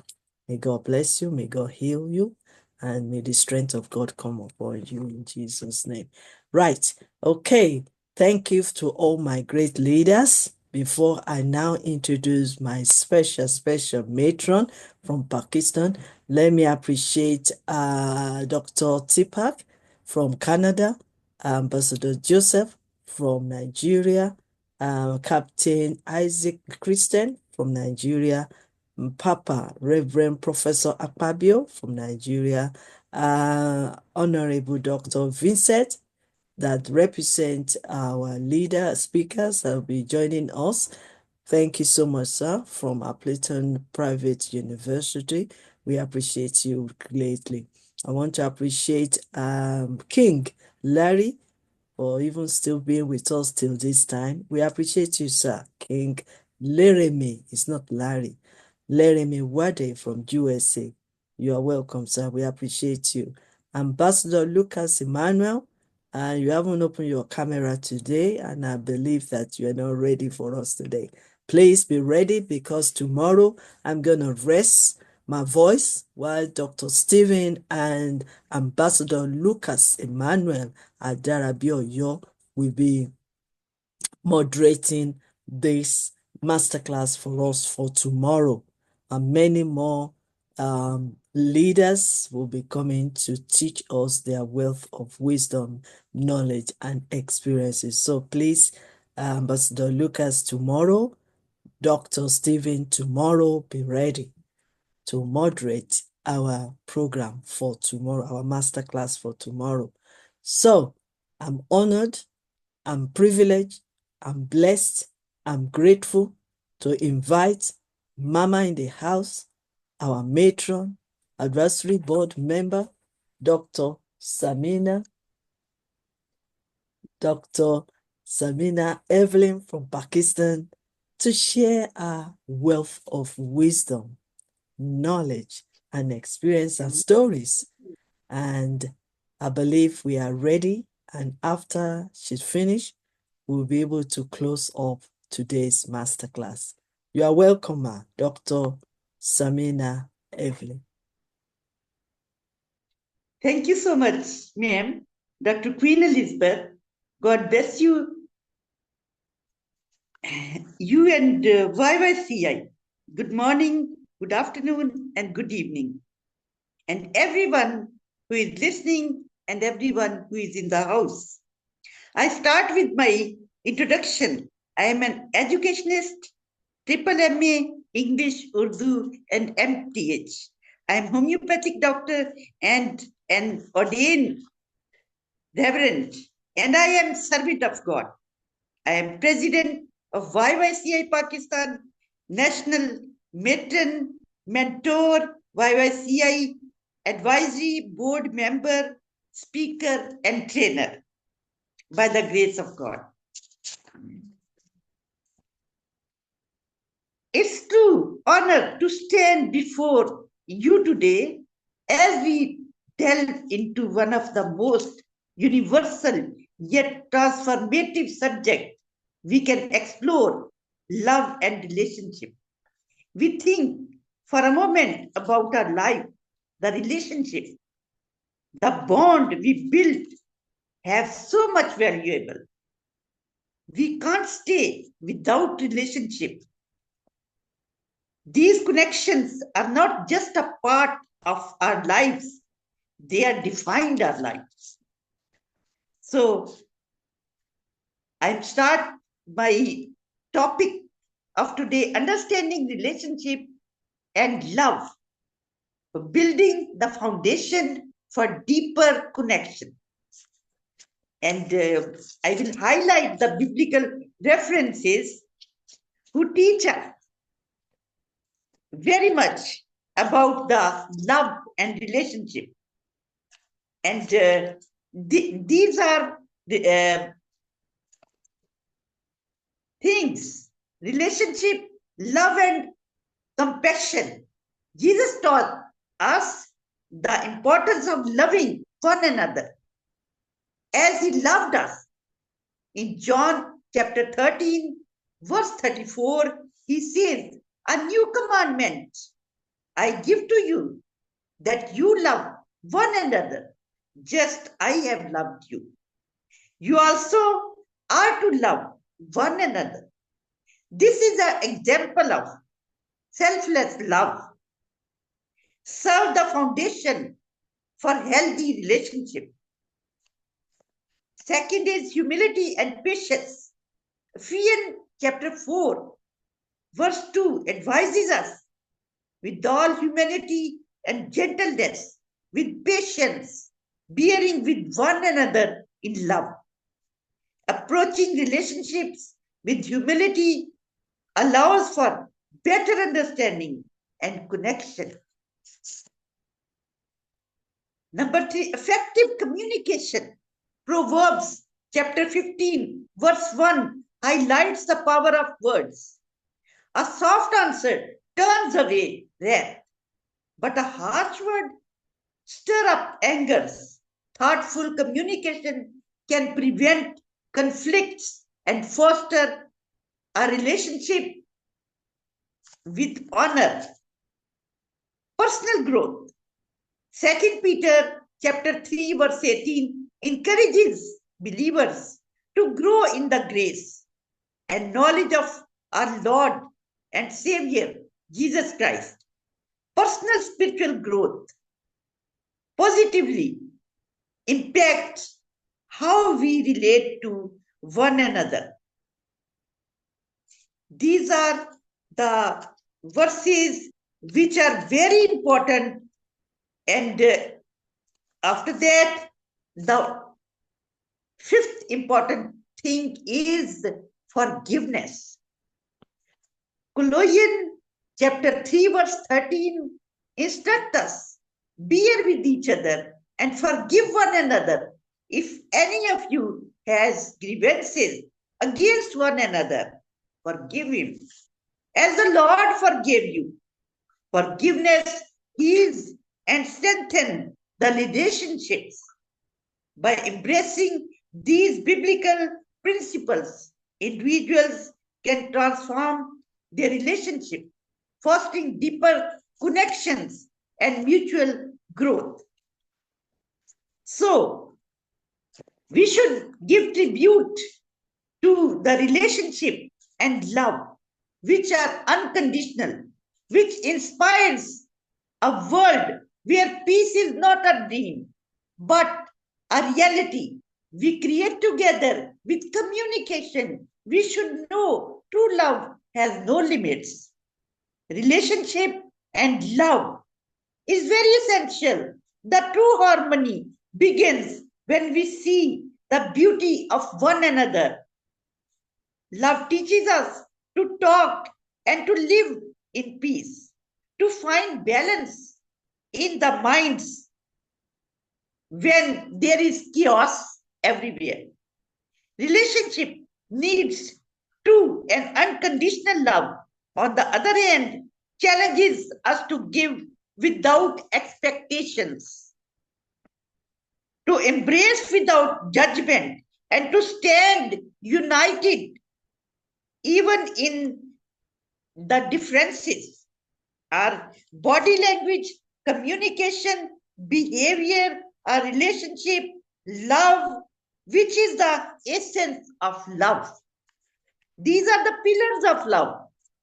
When we forgive others, when we embrace others, and when we have not selfish in our lives, we should do these things. I am talking especially to those champions of relationship and values. Your work is nothing short or transformative. Your work reminds us that love is not just a feeling, but an action, a bond, a commitment, a connection to mankind. Relationship and love, understanding and unity inspire us to be better, to do better, to live better for a purposeful life. Let us not just celebrate your contributions, but also take them as a call to action. May we all strive to create harmony and love in relationships, in our lives, and love unconditionally, knowing that together we are built the world where everyone feels seen, heard, and valued. In conclusion, I would really to thank you so much, Dr. Queen Elizabeth Lucas, for being the heart and soul of this mission of love, peace, and relationship. May your light continue to shine brightly, guiding us all towards a brighter and more compassionate future. May God bless you all. Thank you so much. So much, Ambassador Dr. Samina Evelyn from Pakistan, the Yes You Can International matron and advisory board member and our president. We appreciate you, ma'am. I know you could have used this time to be playing with your grandchildren or doing some cooking and knitting, but life still begins at how many years? We still keep learning and keep learning, keep sharing, and we really appreciate your time. And we appreciate you for giving us the perspective in the area of the biblical side, and we really appreciate the relationship that we are building up, especially with God and with others. So I really appreciate you, Dr. Samina Evelyn. for rounding up this our teaching today. We do not take your time for granted. There's so many. I've got mom as well. I've got so many grandmoms and moms, and I mean, I could appreciate you better because you spend time to sit down in this long-term masterclass and learning every day throughout for the past few years, and you are still here again. And not only that, you introduce your son to us, Dr. Stephen Cameron, and it's amazing how we are building our YYCI International family, because we are not just single-handed, we are broadband, and we are working together, learning together, and sharing our wisdom. So on this note, I want to say thank you, Smam, for your time. We appreciate you. Thank you. Thank you. Thank you. Thank you for these Right. remarks. Let me see if God I bless. can. Thank you, ma'am. Thank you, ma'am. We appreciate you so dearly. And Dr. Stephen, we appreciate you. Our king is still in the platform. Wow. You know, this is what I like about this platform, because we are not joining just to speak, to express, to teach, to train. We are also joining to learn from others. And that shows respect. Our King Larry, can be somewhere having a meeting somewhere, but he chose to be with us for almost 4 hours. Sir, we appreciate you. Thank you so much from USA. We appreciate even Ambassador Bola Tito, despite the fact that she's in the hospital at the moment. She's doing all the necessary checkups and everything. And still, because she's our patron, our matron, our mother in the house, she chose to still be in the atmosphere. Because you never know, even in this atmosphere, you can receive and regain your strength, your healing, your peace, your joy, your happiness, and also renewing your mindset by learning from others. Mom, Ambassador Palatito, thank you. We appreciate you. We also want to appreciate all my great leaders on the platform. Dr. Vincent, thank you. You also chose to stay to this end. Thank you so much. But Dr. Dikpa from Canada, probably after this, you have to go and sleep. We appreciate you, sir, for waking up. We appreciate you, sir. Please, anytime you're free, still join us. We continue from tomorrow again. Captain Isaac Christian, thank you for joining us.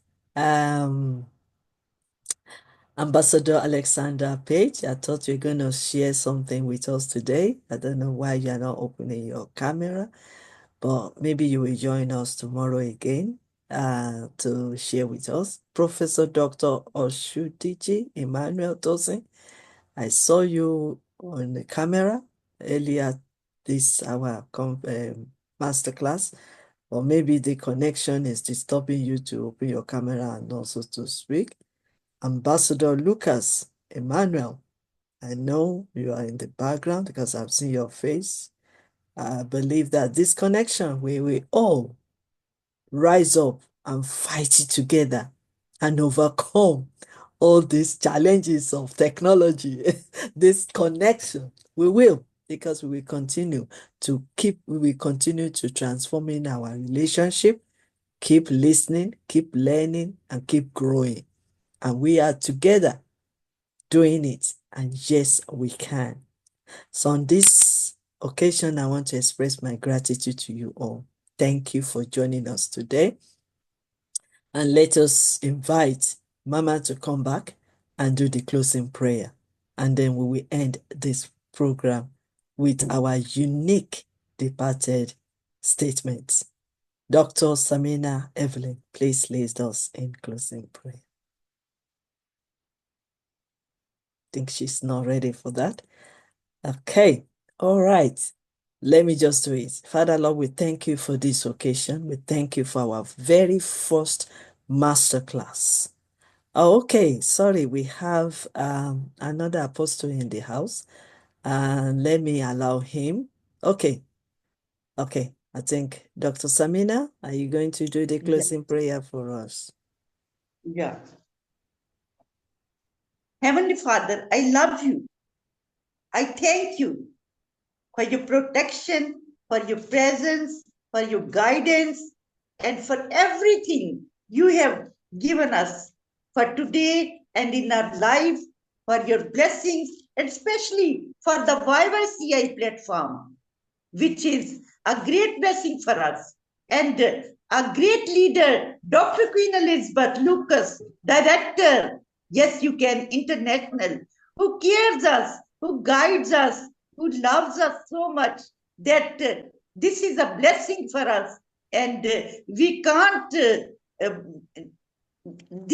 our hearts are full of gratitude that so nice platform, God, you've given us, and for this opportunity to listen the great leaders. This is very much blessing for us, especially the platforms. When I listen the prayers, read the prayers, prayer groups, and everything, we enhance our knowledge and we transform our minds and we have biblical knowledge improvement. This is a powerful platform. God bless everyone who is related to it. The management, the matrons, the mentors, and the everyone who is related to it. In every country, in everywhere, God shower your blessing upon us and stretch forth your mighty hand and touch each one of us who is related to this mighty platform. God, I'm really very much thankful to you that you are our creator and your ways, your plans are higher than our plans. God bless you.